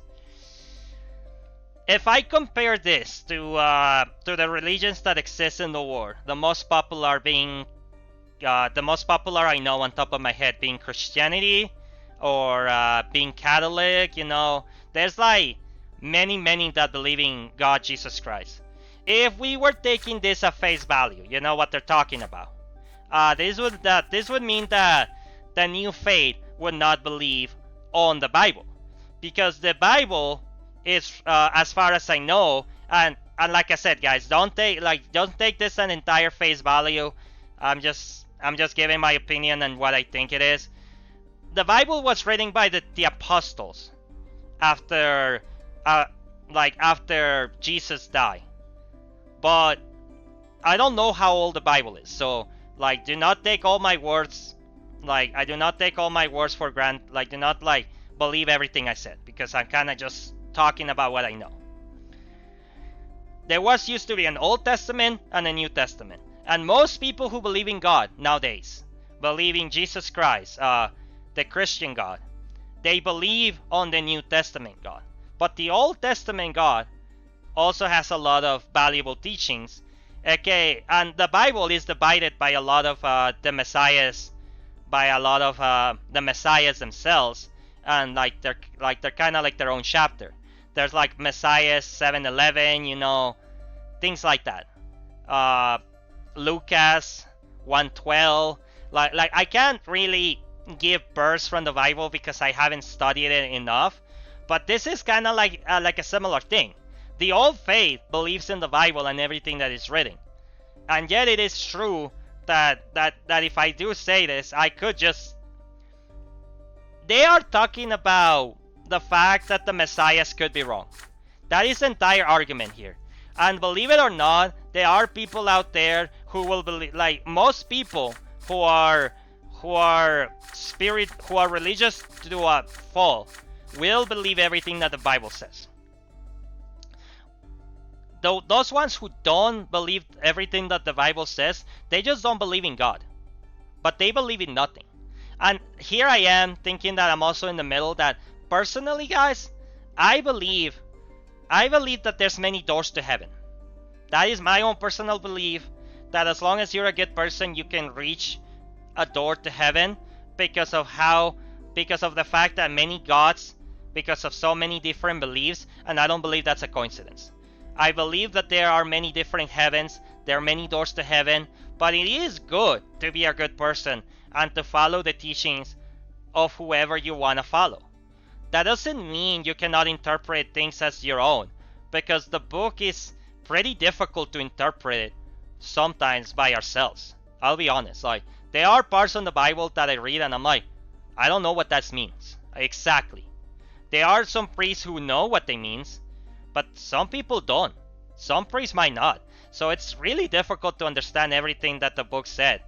Even so, the book has been reprinted thousands and thousands of copies. So, but yeah, I will make my choice now instead of just arguing about politics for an hour. So, yeah. Let's see what the choices are. Reject the Tao and strengthen your belief. Your mind is made up. The Holy Writ is not to be judged or doubted. Yeah. Support Patriarch's Look. Seek comfort in prayer. You seek solace in uniting with the will, the law, and the love. Honestly, we have a lot of willpower. Might as well become the shield of the new. We could become the shield of the old faith or the shield of the new faith. Your mind is made up. The Holy Writ is not to be judged.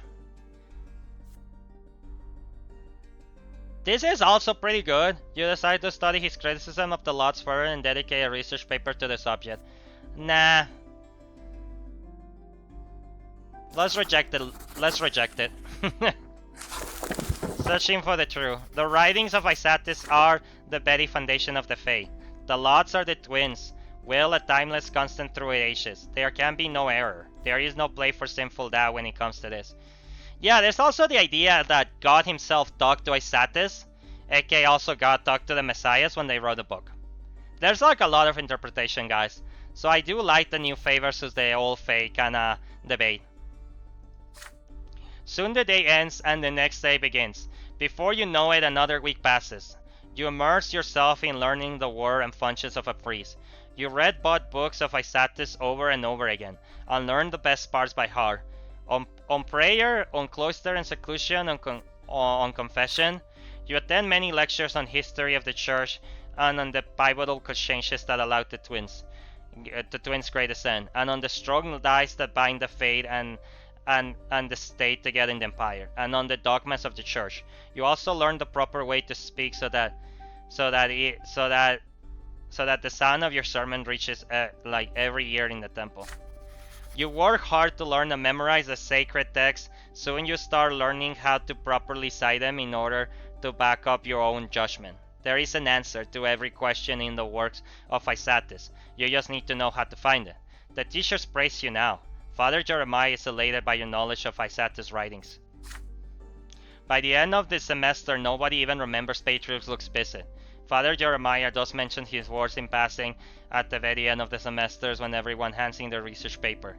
He nods in approval as he thumbs through a stack of paper sheets covering handwriting. Very good. It is fair to say that no student of the seminary went so far astray as to defend the impious notion of heresy. And truth be told, I am happy to know I was right about you. It is my hope that your example will serve to guide even your superiors within the faith away from such endless conjecture. But right now I want to read some passage from one of these research papers that impressed me the most. Of all the papers in the thick stack, he chooses yours. You did go the extra mile to write it. It is an in-depth study that attempts to prove that the twins themselves were speaking through Isatis and that the teachings of the lots come not from a mortal man but from the gods. Father Jeremiah clearly enjoys reading a few choicest paragraphs from your work, nodding in agreement all the while he gives you the conclusion of the paper particular attention. The lots are inviolable and sacrosanct. They are the foundation of the state and of society. They are the will and the gift of the twins. What an exemplary statement, young Brante. You know me? I'm a little bit manipulated and I am a theologist now. Need 4 more points to become that prophet, guys. Shield of the Old Faith. Willpower, side with the Old Faith, path the priest, you side with the Old Faith, and seek to defend his foundations. I mean, I think I do. Overall, I feel like the confusion during of the writings do kind of see chaos, and the fact that they have been part of the empire for so long means that they must be doing something right. The new faith could be a way to try to bring people salvation, hope, and all that, which I do understand why it exists. But to reject the old sacrament and the books, guys, I don't know. That does kind of create doubts on my head, so I am gonna be staying with the old faith for now.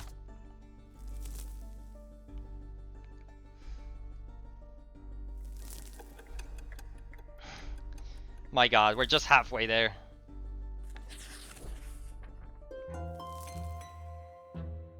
The trial of the 50. You have lived another year in the capital. Derna has been shaken by what is known as the trial of the 50.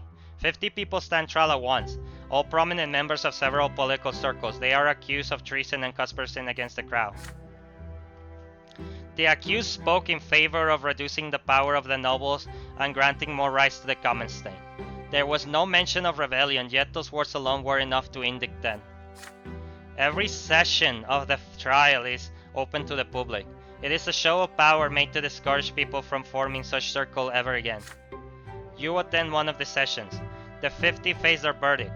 Forced labor in the mines of Magra and Elura for regular members. and threw death for their leaders, 6 men and 1 woman. Their public execution take place in the central square of Eterna. Damn! You remember the woman. Her name was Annie Siren. She made a speech before her execution. A young woman, not too tall, her face almost plain, with long bangs over her eyes. She looks calm. Even at this moment, you cannot believe she's about to leave this world forever. I remember her? Annie Siren takes a look around before she speaks. Her voice is quiet, but you are close enough to hear every single word. She says she's happy to give her lives fighting for the rights of the people. Her cause will never die. Annie claims others like her will continue their work in hiding, for their cause is right and just. Okay, these people were lotless. She's dragged away to the others. They put a sack over her head and tighten a noose around her neck. And hand janks on the lever, and the 7 dangle in the air. Their feet tremble at first, but then grow still. They are gasps of cries of discontent in the crowd. I mean, we got more order, but struggle of power.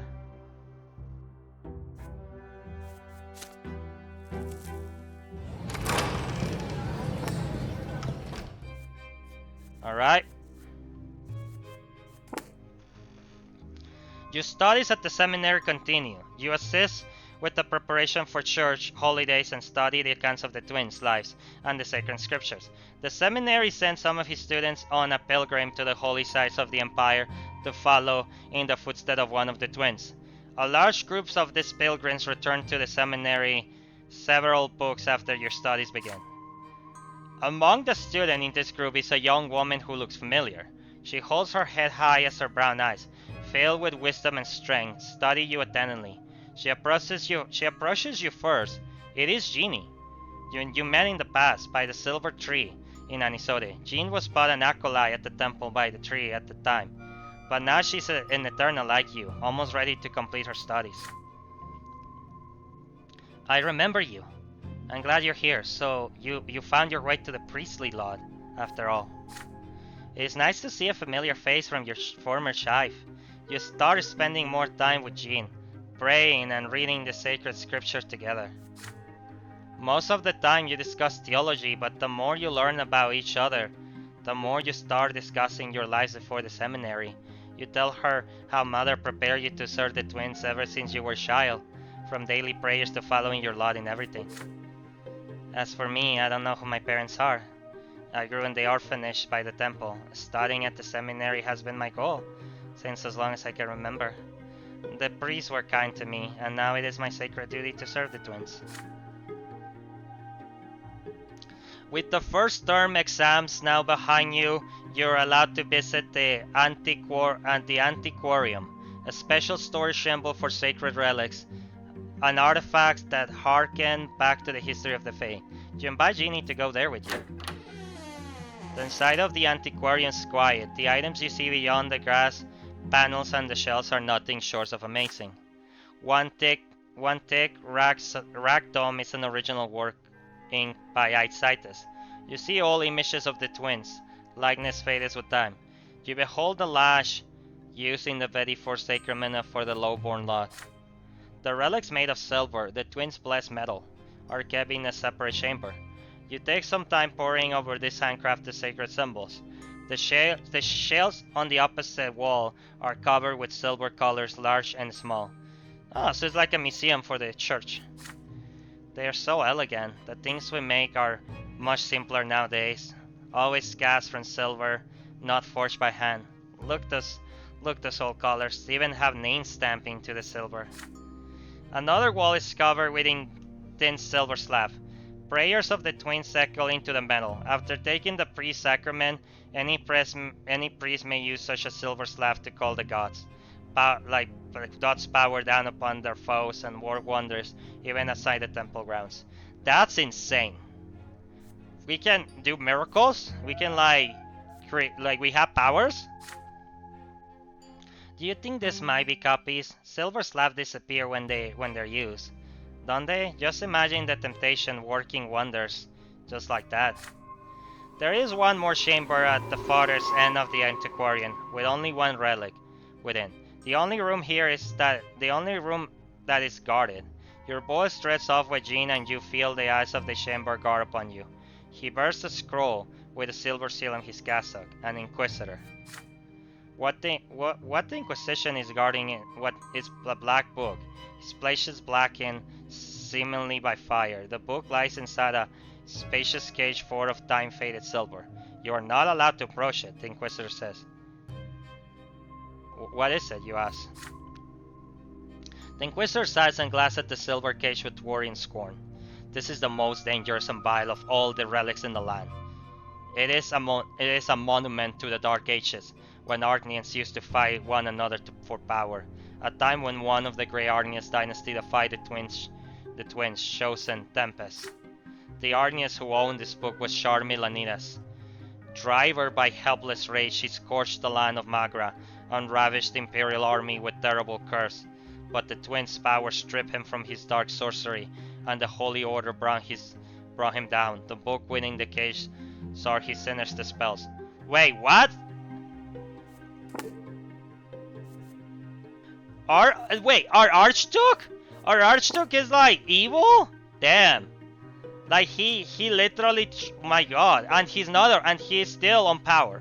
The book when he's with what the Inquisition say seems unbelievable. The books you have read say all that of Melanida's relics were destroyed.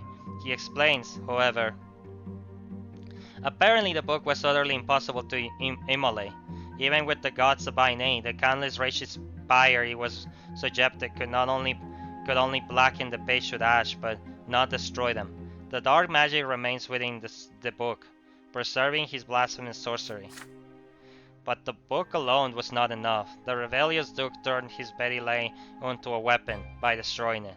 The Holy Order, the source of the twins, surrounded Minalina's forces along with the Imperial army. Their victories were numerous, for true fate guided them towards the city of Anisode. With no other way to prolong the war and nourish his magical powers, the rebellious Duke squeezed all life from the land of Magra and transformed it into dark sorcery, and so the province of Magra, ruled by Charmin Lanidas, became an infertile desert during the war. The people of Milanidas began dying from sickness and famine, and many fled to the neighboring lands. Yet this epic act did little to stop the twins' true believers. By the prayer of the priest, the gods took away the dark magic of Charmiladides and dispelled the accursed sorcery he had wrought. The Holy Order dealt swiftly with the remnants of Melanida's army, while the Inquisition captured all the mages and witches hiding in Anisode. Charmiladides himself was executed as a no-breaker, possessed by heresy, who had destroyed the entire lands of Magra and starved thousands of his subjects to land. Yeah, but Charmiladides is literally our duke. I don't get it. Be wary of magic, for magic is an ungodly power that distorts and plagues all he touches, and so must be eradicated. The Inquisitor concludes. This word seems to affect Jean deeply. She turns spells and walks out of the room containing the encaged book. You thank the priest for his story and follow her. You find the poor girl sitting on a bench by the park, by the temple, her face sitting in her arms. You slightly tap her on the shoulder and ask what's troubling her. When I came to Eterna, I wasn't alone, I had a friend, almost a sister. Her name is Alice. I have one goal here, to serve the twins, but she wanted to be an actress. I argued against it, told her that acting was in defiance of her lot, but Alice wouldn't listen. She's performing in taverns now and in markers on holidays. I went to one of her performances once, just the other day in fact, and I saw her eyes glowing yellow. Every time her eyes flashed, the people would applaud her. She's not just defying the law, she's using magic. Alice is practicing the dark arts, confounding people's minds with sorcery. He was far enough away, her spell didn't reach me. I want to, but I can't tell the Inquisition about her. Alice is my only real friend in the war, and she's a witch. I don't know what to do. Jean's shoulders tremble with anxiety. Her brown eyes are red with tears as she looks at you, hoping for guidance that will save her from error. What would you tell Jean?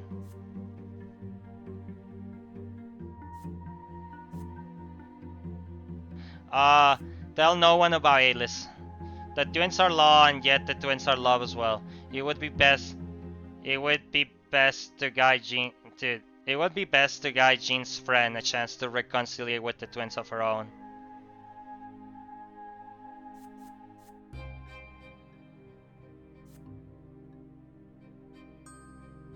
Those who wield magic are dangerous. They must be kept away from people.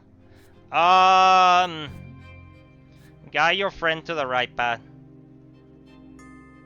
You convince Jean to give counsel to her friend and guide her to the right path. Jean is not a priest yet, but this is her sacred duty to nevertheless. Honestly,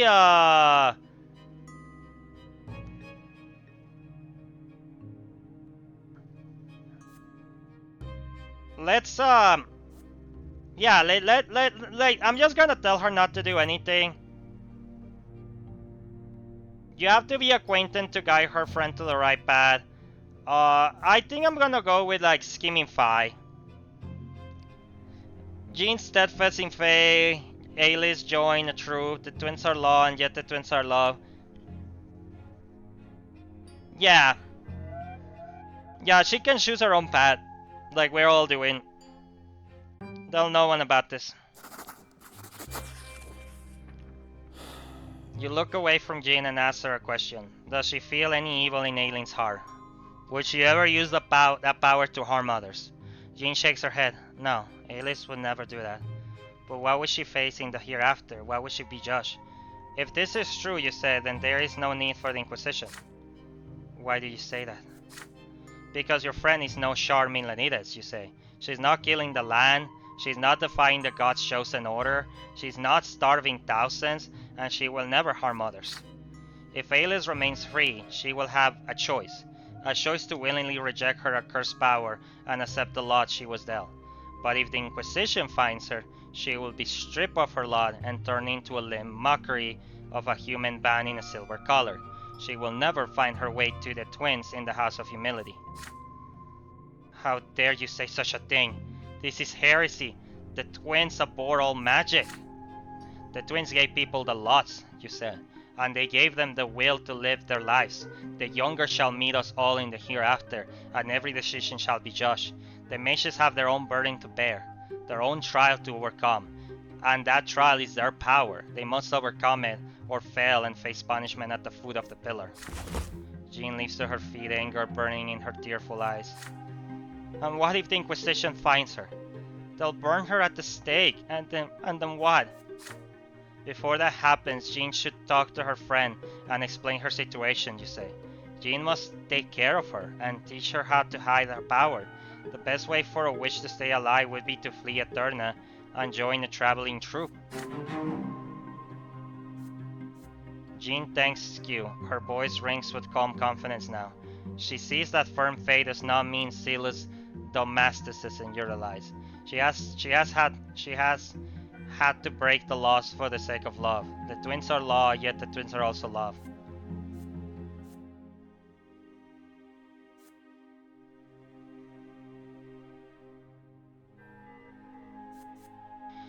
Jean's believing the dogma of the old faith grew stronger, and so did her determination to cleanse the world of heresy. Yeah, nice.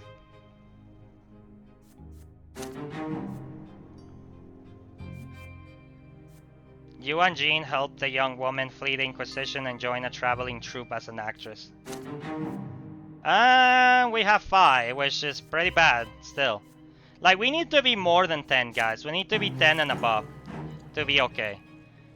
Eileen's rescue. You saved the animatic singer known as the Golden Voice from the Ultimate Death.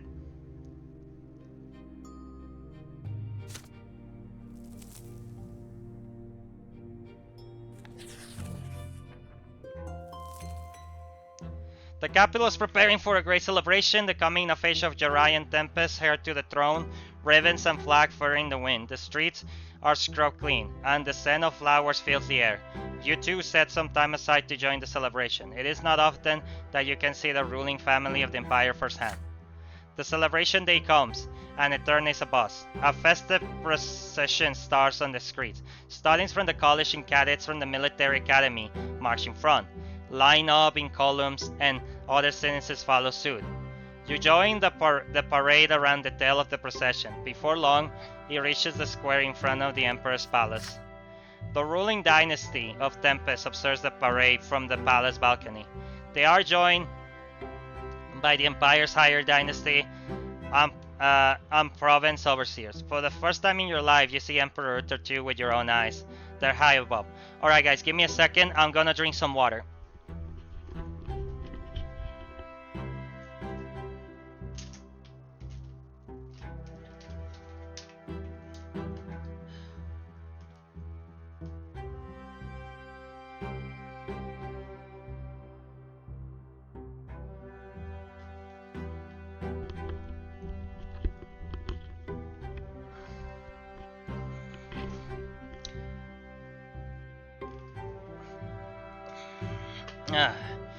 Alright, sorry about that guys. I really needed to drink water. I just didn't want to drink water in front of the camera.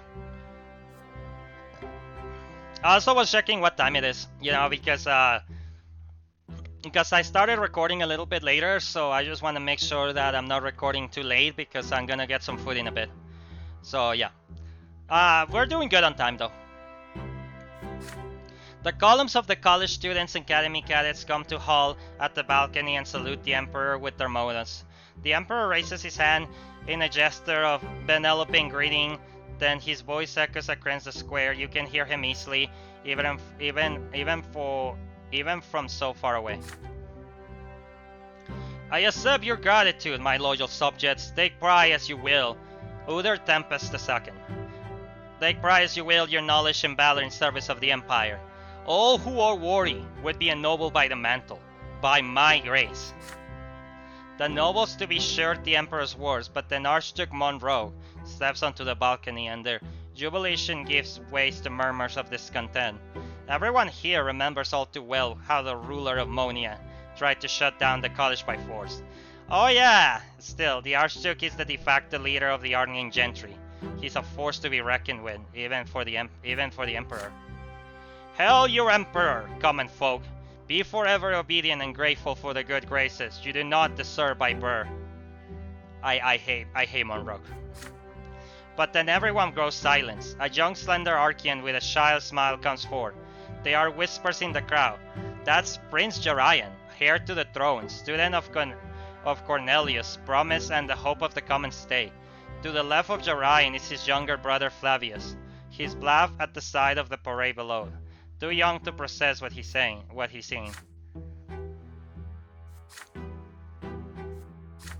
May the twins be kind to you, my future subjects. I promise to repay you in kind and help you to prosper in your loyal service to the Empire. Exalted by these words, the nobles to be roar as one. All hail Prince Jarian! Another figure steps into the view next to the higher. He's an Arnian, elegantly dressed, and his mantle bears the temple colors. He raised his arms about to make a speech. Long live Prince Jarian, students of the college, cadets of the academy. Time and time again, you have proven yourselves to the Empire, by word and deed.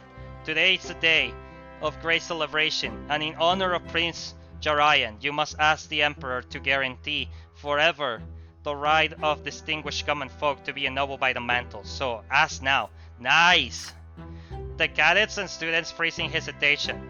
They exchange glances, unsure whether to follow the words of the Emperor's own brother. On the balcony high above, Prince Jarian also remains still, listening to every reaction from the crowd. Archduke Monroe briefly steps into view once more. He takes several seconds to observe the crowd before he speaks. Imperial subjects, what the Emperor's brother wishes to say is that you must always remember that you owe your status to the Intempesty dynasty. The Emperor accepts your gratitude and sends you off with his blessings. You may leave now. Commotion and murmurs spreads over the crowd as some of the nobles to be refuse to follow Archduke Monroe's order. There are shouts heard here and there. The law. We ask for the law. The academy officers and the teachers of the college urge them to fall in line. and resume the parade, but tension is rising. The crowd slowly grows enraged and unruly. An Imperial Guard cavalry regiment emerged from the palace. They start slowly bouncing on the crowd, hands on their swords, pushing people out of the square. The commoners are now running left and right. You two have to move away. This quickly quells the commotion in the square and the cavalry withdraws. Emperor Uther II appears on the balcony again. Archduke Monroe stands by his side. The square falls silent at the sight of the sovereign. My subjects, I can see how overjoyed you are for Prince Jarian, but your show of reverence and gratitude was clear enough. Now obey my will, continue the parade, and sing the praises of the Tempest dynasty that has given you so much. The square openly lines up in columns once again. The Abad of Defiance in the past now, and they resume the festive parade through the city streets. Glory to the Emperor Uther. Glory to Prince Jarian. Okay. Nice. That's the actual emperor, and the prince is who is next after him. There are days when you receive letters from home. Father's writing is very reserved. He mostly discusses events and works in Magra and writes very little about the family. It makes me proud that I have managed to teach Stefan how to handle our affairs at home. Your older brother behaves impeccable at the society balls and receptions that we host. He has already made several crucial acquaintances. But Gloria has a different opinion than Stefan. She thinks your older brother is taking more and more of their grandfather. Stefan is a lot like grandfather. In his manners, his posture, his voice. He even dresses just like him. He used to be aloof around me, and we barely talk in the past. But now he always blames me and tears me apart. I can't take it anymore. He walks all over me all the time and treats me like a housemate. That's not okay, Stefan. Mother writes to you too. From her letters you learned that Nathan just barely managed to graduate from school. It makes me sad to admit that Nathan has none of the talents you have. The other day he told me he won't even try to study in the capital. He says he won't be able to pass the exams. I find solace only in the nights Nathan and I spend together, reading the scriptures and our walks through the church by the silver tree. He accompanies me every time. Your sister and younger brothers write about Mother too, and they say the same thing about her health. She now spends more time locked away in her chambers too broad. Gloria does her best to keep her company. Mother when she leaves home, and Nathan later mentions her steps echoing in the house in the middle of the night. There is one more thing Nathan mentions in his letter. Stefan and Gloria have been fighting very often these days. Stefan always tries to get under Gloria's skins, and she answers him in kind. Then Stefan casts her a lowly commoner to make her shut up. You always tremble in excitement each time you see a new letter with the seal of your home province. Your face still bound tightly to your families, no matter the distance between you.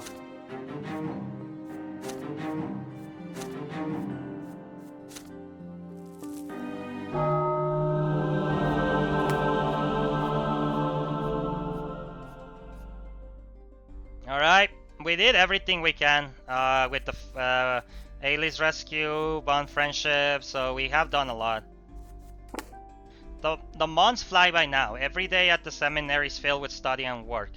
You are being trained to live by your new lot. There can be no rest from the service to the twins. You are well acquainted with your instructions now, and with each passing day you come closer to being their equal. Every month, you and your class learn more about the sacred scriptures and the life and routine of the church, and how to guide others to live by their lots. You learn about the founding of the church and the three councils at which the twins' first disciples first established the dogmas of the new faith. When the first council met, they pronounced that the twins' faith would be the only faith through the empire for all eternity, and that the Tempest dynasty would rule the lands by their will, for they were chosen by the gods.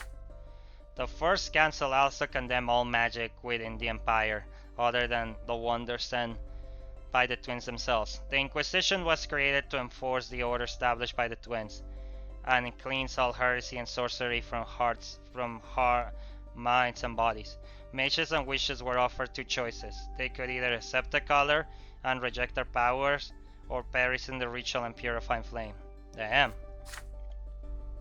When the second council met, the Holy Order was found. It became the mighty sword wielded by the church against its enemies. Nobles who sat to serve the twins with their arms formed to the ranks of this order. When the third council met, the two books of Prophet Asatis and the accounts of the twins' own lives were deemed the sacred scriptures of faith. It was then pronounced that no more councils will ever be conversed so that the foundations of the faith could never be warped. The main dogmas of the faith are the same for everyone. However, the seminary students prepare for the lot that lies ahead in different ways. Some of them study the scripture, spending hours at the temple every day, attending every sermon and mastering the art of preaching. Jean often appears among the ranks. These preachers ardently follow the age-old traditions and dogmas, doing everything just as it was done 100 years ago. Others, you call them supplicants, rarely attend sermons but spend plenty of time in prayer room and temples and by the altars. You know the supplicants are seeking the twins within themselves and looking for them in the signs and revelation they experience. There are still others who are never seen during sermons or in prayers room. You only see them during lessons, and when a lesson is over they cross the gate of the seminary and disappear into the city, often walking you up when they return in the small hours of the night. The secret society you call the students who are clearly united by a shared mystery. There are only a handful of them. When they meet, they sit at the same table and speak in hushed whispers, falling silent if anyone tries to approach them. You have not joined any of these groups yourself, but now you spend your days and nights in study. Today is just another ordinary day at the seminary. You sit in the common room reading a book when Jean approaches you. Why are you always alone with your books? You should learn from your elders and attend sermons if you hope to walk the path of the priest. We can go to the next sermon together if you wish. You promise to consider her offer. As priest, you will be bound by the law to the will of the twins, not the will of your instructors. Still, the will of the twins is a mystery, and the revelations are ever in vogue. Come to think of it, learning from senior priests and studying their habits might be the best way to understand your lot. Lots in thought, you look at the enigmatic handful of students sitting in the faraway corner of the hall. What mystery is they hiding? What path have they chosen to walk? You need to decide what to do next. One way or another, Jean is right. Your books will never do your preaching for you. You begin attending sermons and learning how to preach. Search for the vine.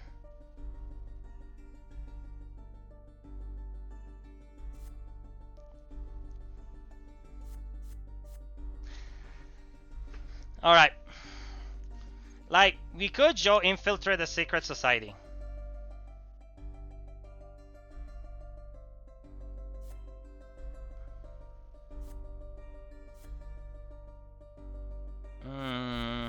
I think I want to do this, honestly.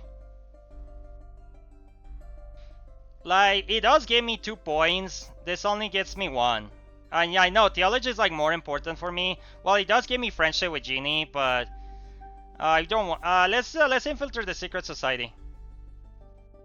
You go closer to the Eminary secret. Yeah, like let's infiltrate the secret society, guys.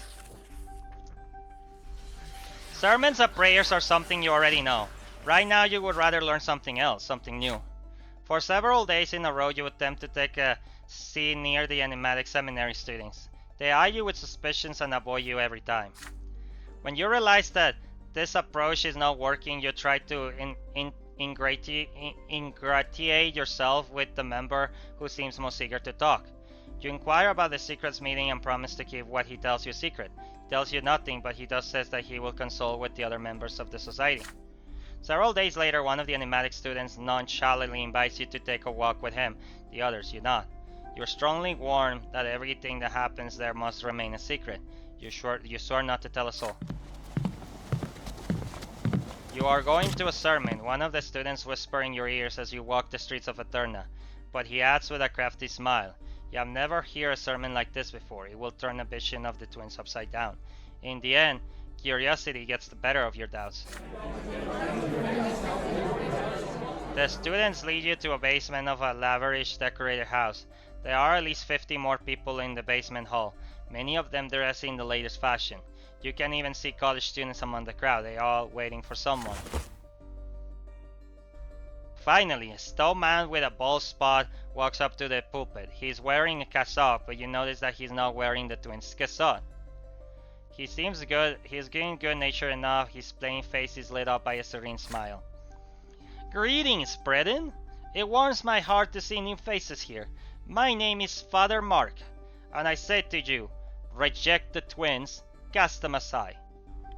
Okay. What?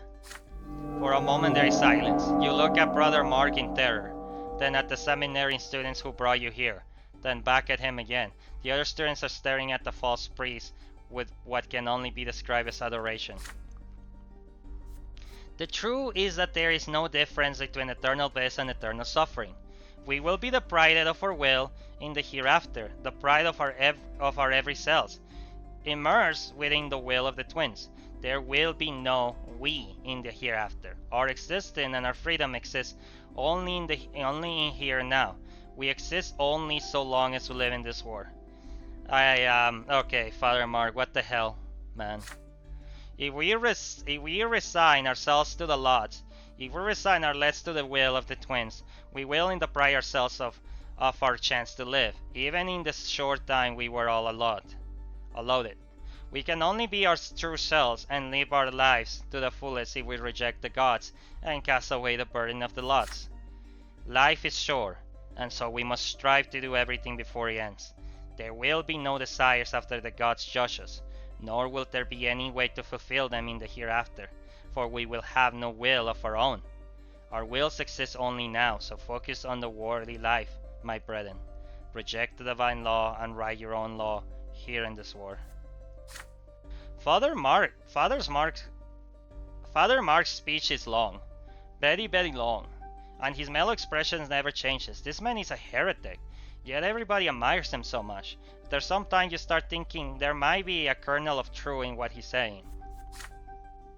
Every person lives their life bound by their lot, by tradition, by duty, by honor. Your entire life is predetermined, whether you like it or not, and an opportunity to cast off this burden and seek a different way feels fascinating, even thrilling.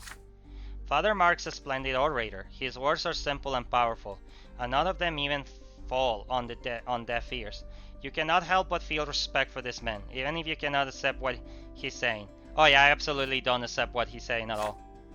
You keep thinking about his outlandish sermon after your return to the seminary. The sermon was like a breath of fresh air. Gives you a glimpse of the very freedom Father Marx was talking about. You broke the rules, you strayed from the choices they wanted you to make. You saw the answer, saw something unlike the common knowledge true, and you like it. Tonight you felt alive, you felt emotion, you were outraged, you were enchanted, you were at the path of this war, and the war gave you the strength to keep on living. I mean, sure, but honestly, yeah, that was kinda cool. Alright, we got 2 stats instead of 1.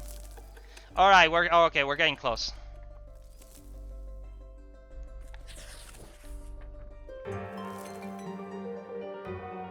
The Overseer of Magra. 2 major events take place while you are busy living your life. Firstly, Cornelius Tempest is no longer the Great Chancellor of the Empire. He has been ousted and sent back to his province. His replacement is the Archduke of Monian. No, my god! Archduke Monroe, the same Monroe who sought to shut down the college, the most powerful lord in the realm, finally convinced the Emperor that his brother Cornelius was giving too much freedom to the lowborn. Oh my god. Now the policies of the Empire will be reversed. Many fear that the new Grand Chancellor will destroy the Imperial Code of Laws and other achievements of Cornelius. There are cautious rumors among the people. They say the new Grand Chancellor is going to revoke the right of the common law to be ennobled by the mantle. Yeah, that sucks. Secondly, Magra, your homeland now has a new overseer. Gaius Tempest, the other brother of Emperor Uther II. Oh, we lost Charming Leonidas. Usually the overseer of province is an archduke. After all, it makes sense for the province's most powerful noble to impart the emperor's will to the locals. Yet now this old tradition has been broken. And to no one's surprise, Archduke Tarquinius Milanidas is absolutely furious. Gaius Tempest used to be the main supporter of his brother of his brother, former Grand Chancellor Cornelius Tempest. The noble at the Emperor's court said this is a statogram by the Argnian gentry who want Gaius removed from course affair along Cornelius.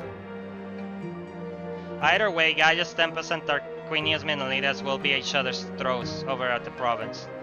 This does not bode well for the future. Only one thing is clear. Magra, your home province, is about to face great changes. Okay. We're getting a lot of order though.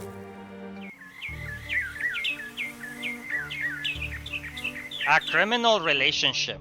As spring in his full bloom, the city of Eterna is a city of flowering trees. The apple trees are particularly prevalent. You see them growing everywhere in the seminary yard alone.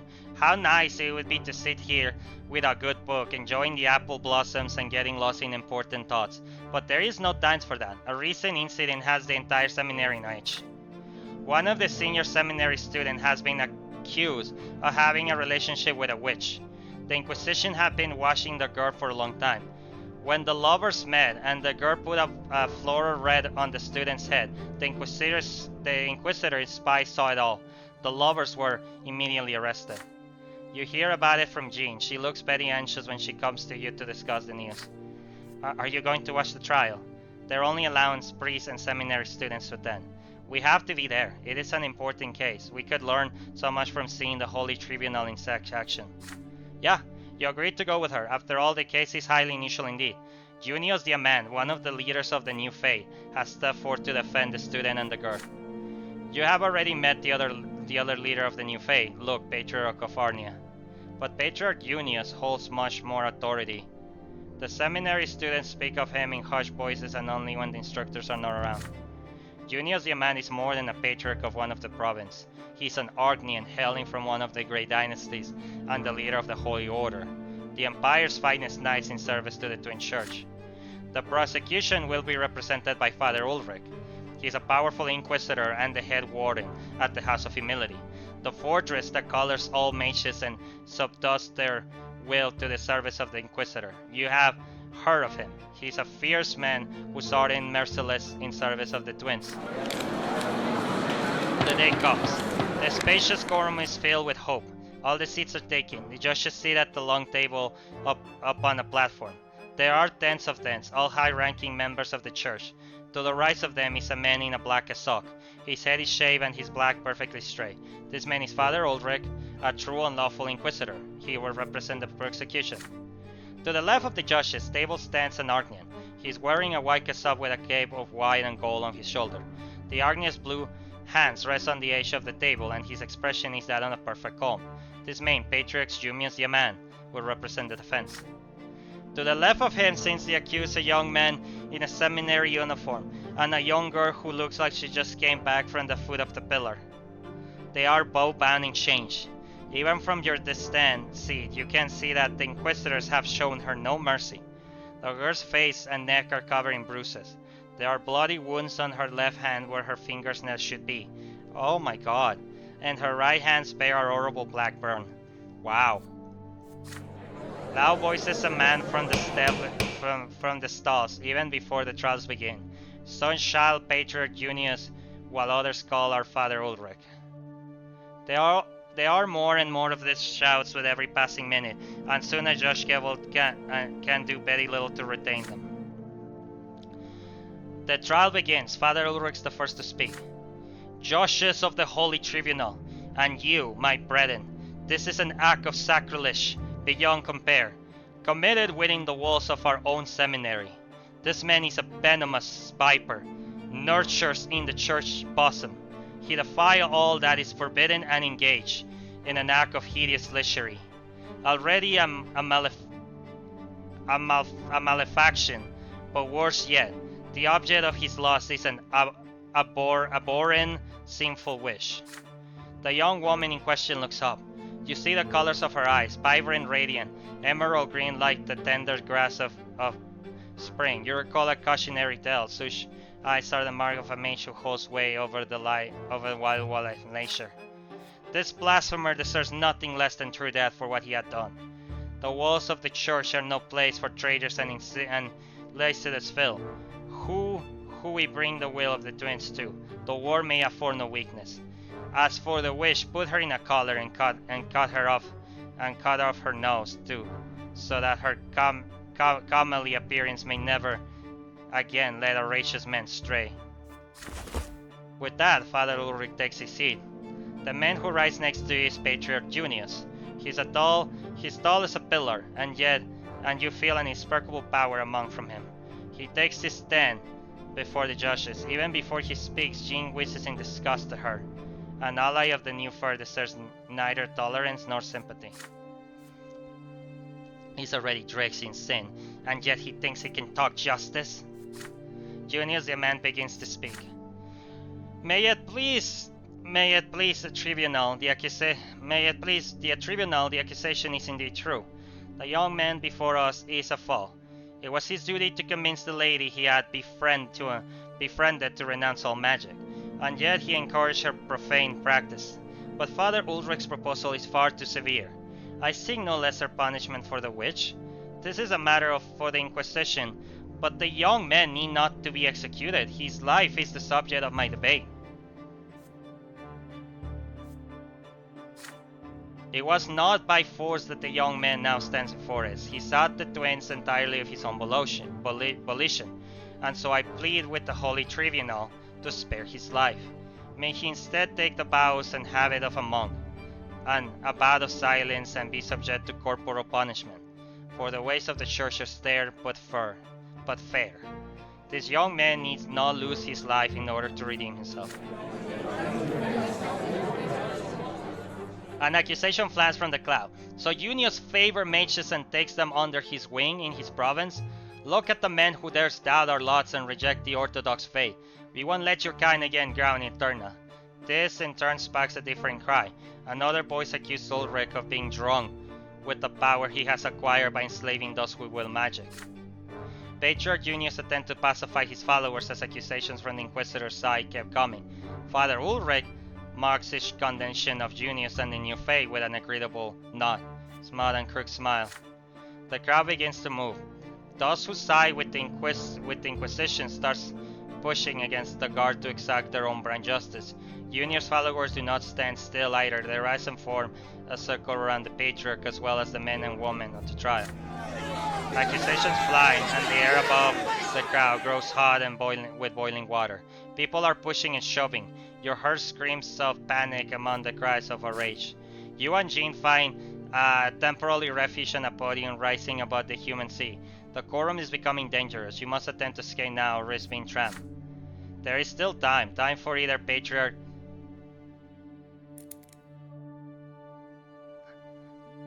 There's still time for either Patriarch Junius or Father Ulrich to say something, to calm the crowd, reminding why they're here, but they both freeze in confusion, unable to rein in collapsing madness. Perhaps you could make your voice hear from atop the crowd, or would it be more sensible to escape this courtroom?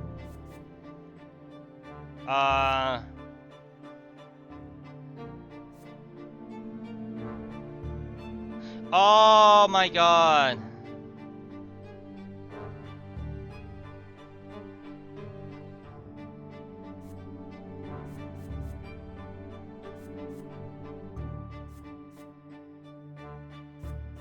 You shout in support of the seminary student and cite sacred scripture to back up your point.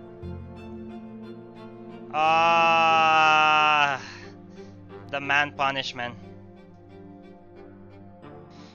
Bro, I don't have enough eloquence. Damn. Sorry guys, I wanted to demand the punishment, but we don't have enough points. Sorry, Genie. We're going for double point here. Defend the seminary student. Yeah. Let's defend him. Let's be a good person. You take a breath dead and shout. The seminary student is not a full priest just yet. He has not undergone the second sacrament. He must not be judged by the laws of the clergy. Assisting a wish is a crime, but a commoner's punishment for this crime should not be as severe as this.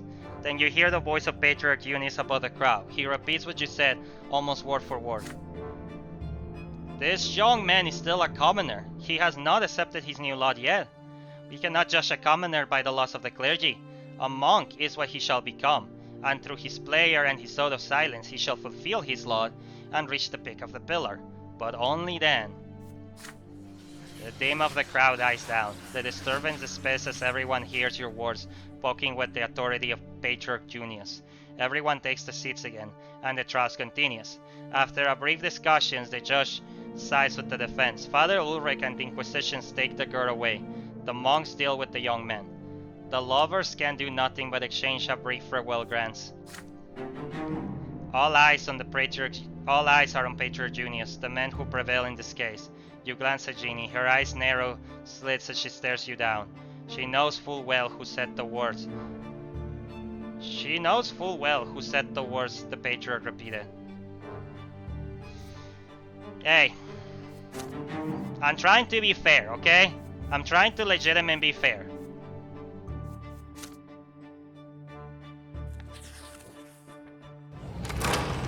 The Second Sacrament. You wanted to speak to Jean again, but she disappeared the next day. Some say she was sent somewhere else to study. Strange, why did she tell you nothing? Why did she not say goodbye? Well, she's kinda angry at us.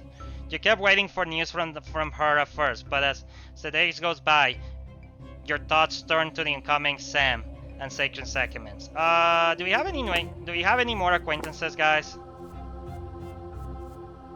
We have 2 more.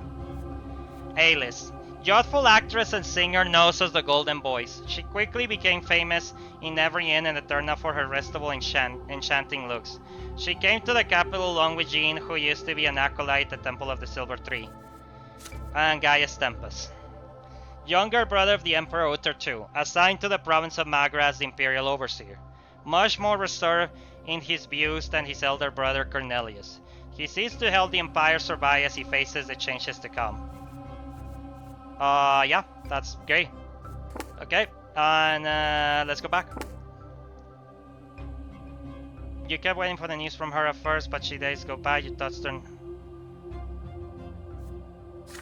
All the sacred scriptures, holy procedures, and sacred hymns have been memorized long ago. You know the names of every disciple of the elder and the younger, all the patriarchs of the province from Betty first to the present speech, and most importantly, your faith is strong and your confidence is unshakable. The exams are behind you now. On the day of your second sacrament, you come to the great temple of the twins, already dressed in a priest's cassock. Father Jeremiah holds your bear in one hand. He will conduct your sacrament. His other hand holds the sacred book. You are to kiss it to show your complete submission to the will of the twins. You approach the altar of the commoner's side. The jack floor hurts as he bites into your bare feet, but there is a hint of pleasure in that pain. You kneel before Father Jeremiah on the lowest of the steep leading to the altar. He speaks the word of your new lot about you.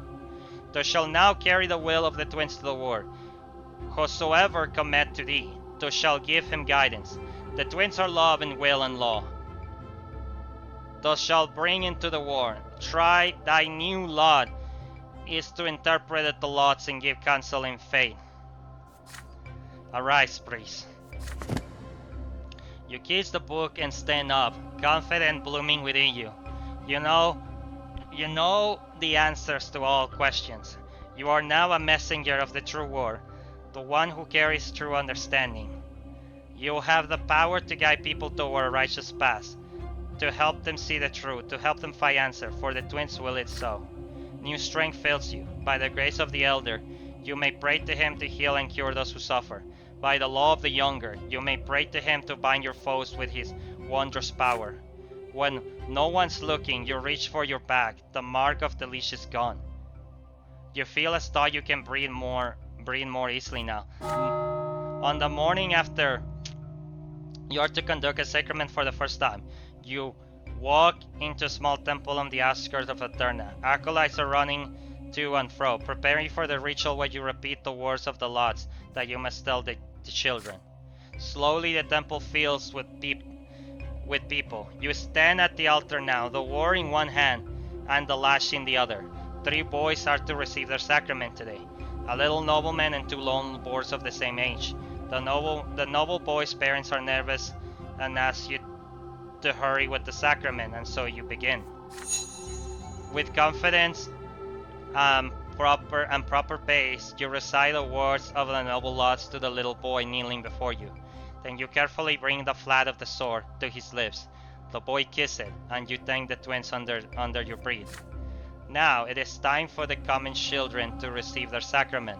You notice movement in the temple out of the corner of your eye. Someone standing in the doorway. It is a silhouette of a woman. You recognize her. She looks sterner now, harsher, but the most striking features about her now is her eyes. They are cold, yet curious.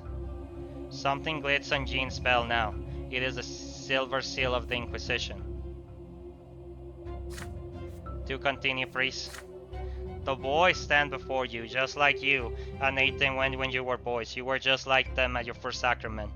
The elder of the two kneels on the jack floor. He winks slightly but holds back the tears. You recite his new law for him and strike him twice with the leash. His shoulders, yet humble, accepts the first offering of his life. Okay. They bring the other boy to you next. He's kicking and squirming and his face is red with tears. They force him to kneel and he falls on all fours. The floor draws blood from his hands. A dull hand holds him still. Adult voices chide him angrily. You say the words of his new law and strike him once with the leash. The lash cuts right through the boy's shirt and soaks him with blood. The boy's cries turn to screams. You raise your head slightly and notice Jean's watchful eye. She's there, waiting. You look back down at the boy. He looks so much like Nathan. Just as frightened, just as distraught, just as defenseless.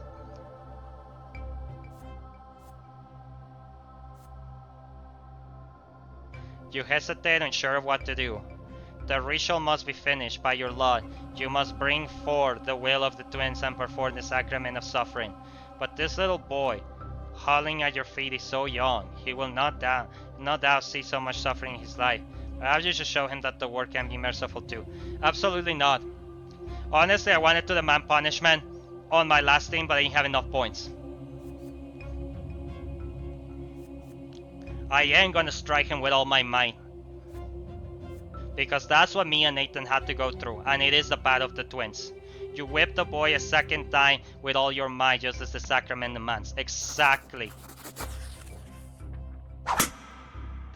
You cast all your doubt, you muster all your will, and lash guts through the air, strikes the boy's back again. His skin parts, his blood drips onto the floor. The boy grabs for air, dagger over pain, then sags in the acolyte's arms.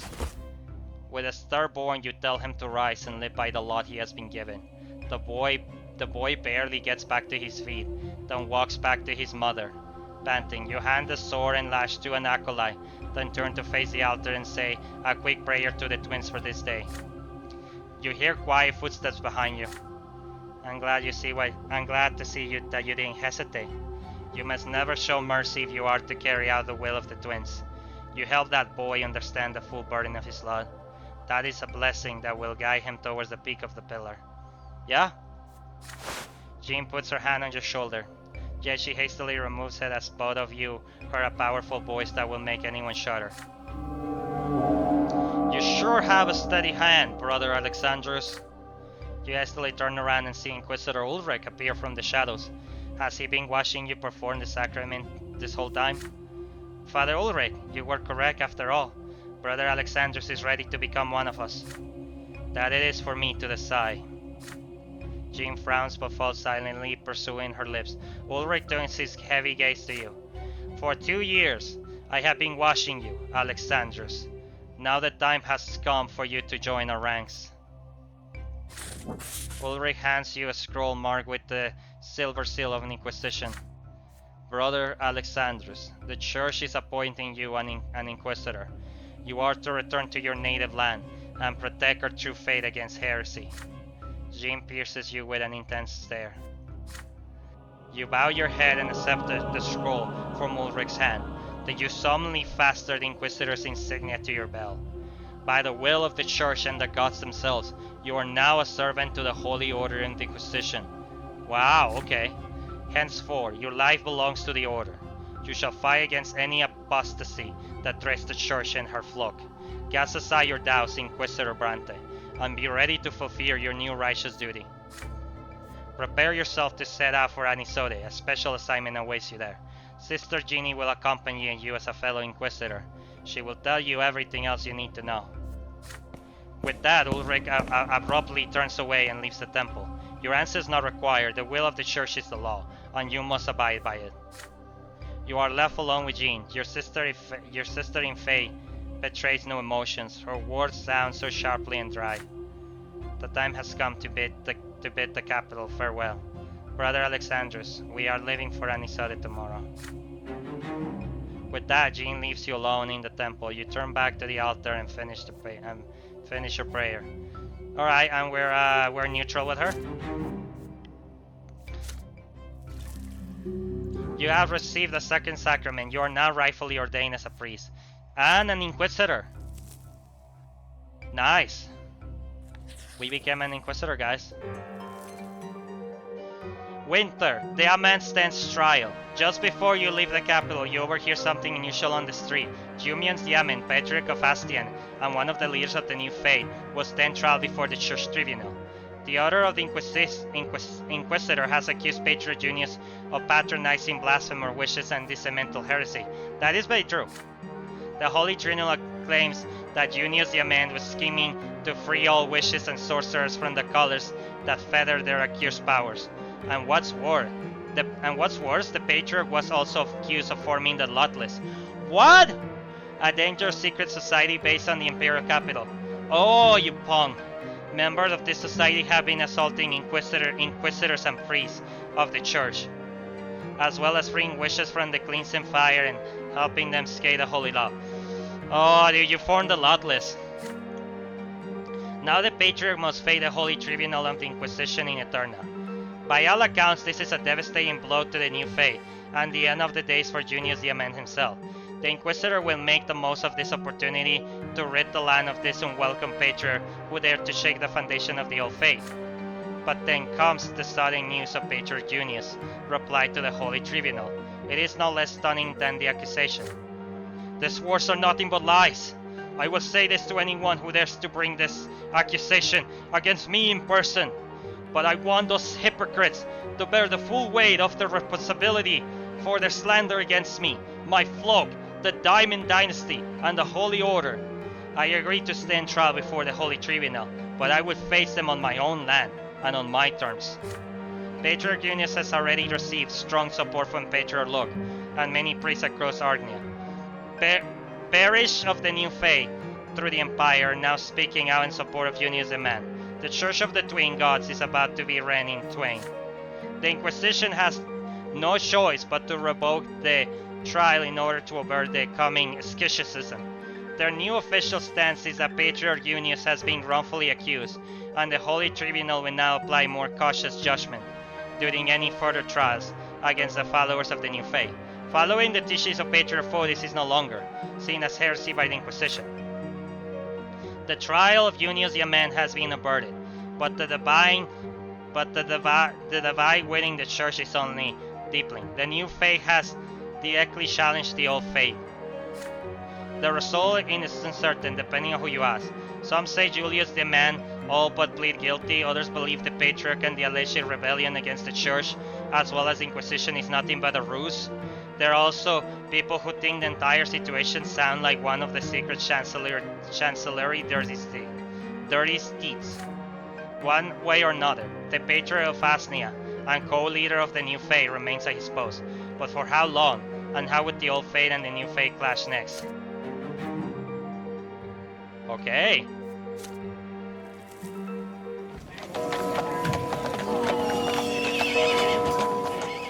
A farewell to the capital.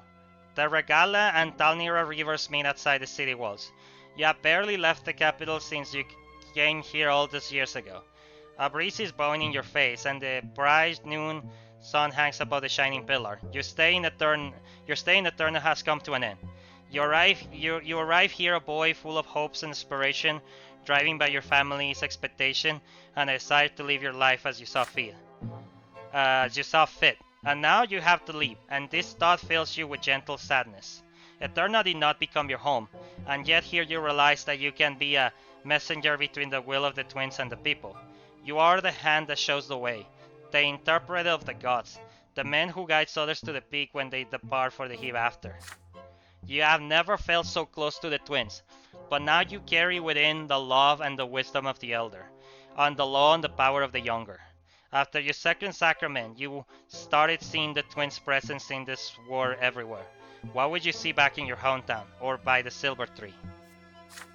You have been chosen to serve the Inquisition. Now you are more than a mere priest. You are a shield of the church that wears away his enemies and false doctrines. A pain in your chest, right under the twins' cross, echoes this true. The schism between the church and the new faith began in Anisode, but the city is still your home. Changes are coming, and as Inquisitor, you will have to face them. You think of Sister Jean often. She was your only companion during the years of study at the seminary, and now she will teach and assist you in your service of the Inquisition. What is the connection between you? Who would you become for one another? You exhale and close your eyes, feeling the riverside wind blowing into your face. Many things must have changed back home by now. Does mother still pray to the twins 3 times a day? What about the others? They used to repeat the sacred words after her back then. What about now? Nathan's probably follows mother's example. Every letter as he has sent you, has been filled with elevation over your choice as the priest Lord. Nathan failed to enter the seminary of Anisode. He said he got too nervous and he wrote that he was ashamed of not being able to follow in your footsteps. But being ashamed of failure is against the commoner's law, you wrote back. A commoner must humble accept failure, just as he would accept any other kind of suffering. You should cheer Nathan up by bringing him a souvenir from the capital that will remind him of you, token of love that says you believe in him. After giving him some thought, you head to the temple for a prayer book. You find the great temple of the twins surrounded by the unusual calm and quiet. There are no loud voices coming from the people, no loud cries from the merchants. You approach a small bookstore by the temple grounds and examine the prayer books one by one. You search for one with the proper prayers, for everything Nathan needs, for the good of the family, for humility, for meekness, and for following one's law. The small book finds his way to you. The story letter covers feels good in the palm of your hand. You thumb through the prayer book and nod. Everything you are looking for is here. You leave the capital the morning after in a carriage hired by the Inquisition. Eterna, the city where you spent 4 years, slowly disappears on the horizon. Will you ever see the capital again? You do not know. The prayer book is in your hands. Homecoming. After 4 years in the capital, you return to your home to the home city of Anisode, and we're pretty close to the end, guys. Reach the threshold of adulthood. The years of your youth have come to an end. The time has come to leave the capital behind and return to your family. Honestly, guys, I think my camera was down here, but we already finished it up here, so that's fine. Time has come to leave the capital behind you and return to family and a new business in your hometown of Anisode. The years away from home were full of turmoil and hardship. Your adult shoulders now bear the burden of your first life-changing decisions. Do you have the freedom to choose this lot for yourself, or was it your destiny all along? Ever since your childhood years, all you can do now is follow the path that lies before you. It was an actual choice, because we were going for spirituality a lot. We were believing on the twin words, and then it was our choice to stand with the priest. It wasn't predetermined, we decided to do this by our own hands.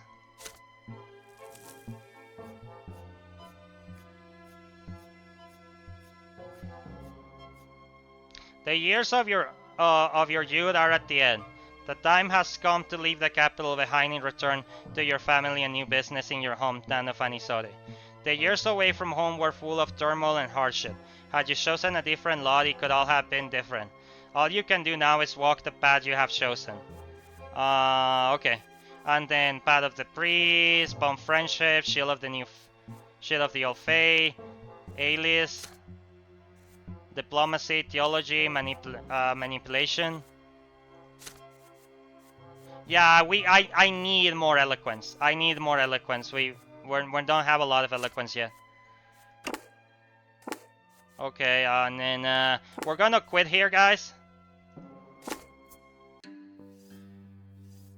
Because next time we're gonna do the adult part, So yes.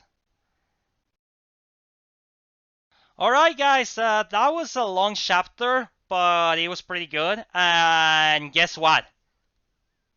Everything is working perfectly. Like just one single take, nothing went wrong. I am so excited about that. So yeah, if you guys like this, please like, comment, and subscribe. Like I said, I usually say it a lot, like twice per video. It helps the channel a lot. And thank you. I hope that you guys been enjoying the series, which shows the path of the priest because it's honestly my favorite path of the entire game. But anyway, guys, what an awesome, what a crazy ride. Chapter 4 is gonna be divided into parts, but it's gonna be a lot of fun. And after that, and we're depending on how far we get. If we get all the way to the ending, where it's probably gonna be like a 6-part series. So anyway, guys, thank you so much for joining me. Thank you so much for joining me, Adventurers, and I will see you guys on the next time. Thank you.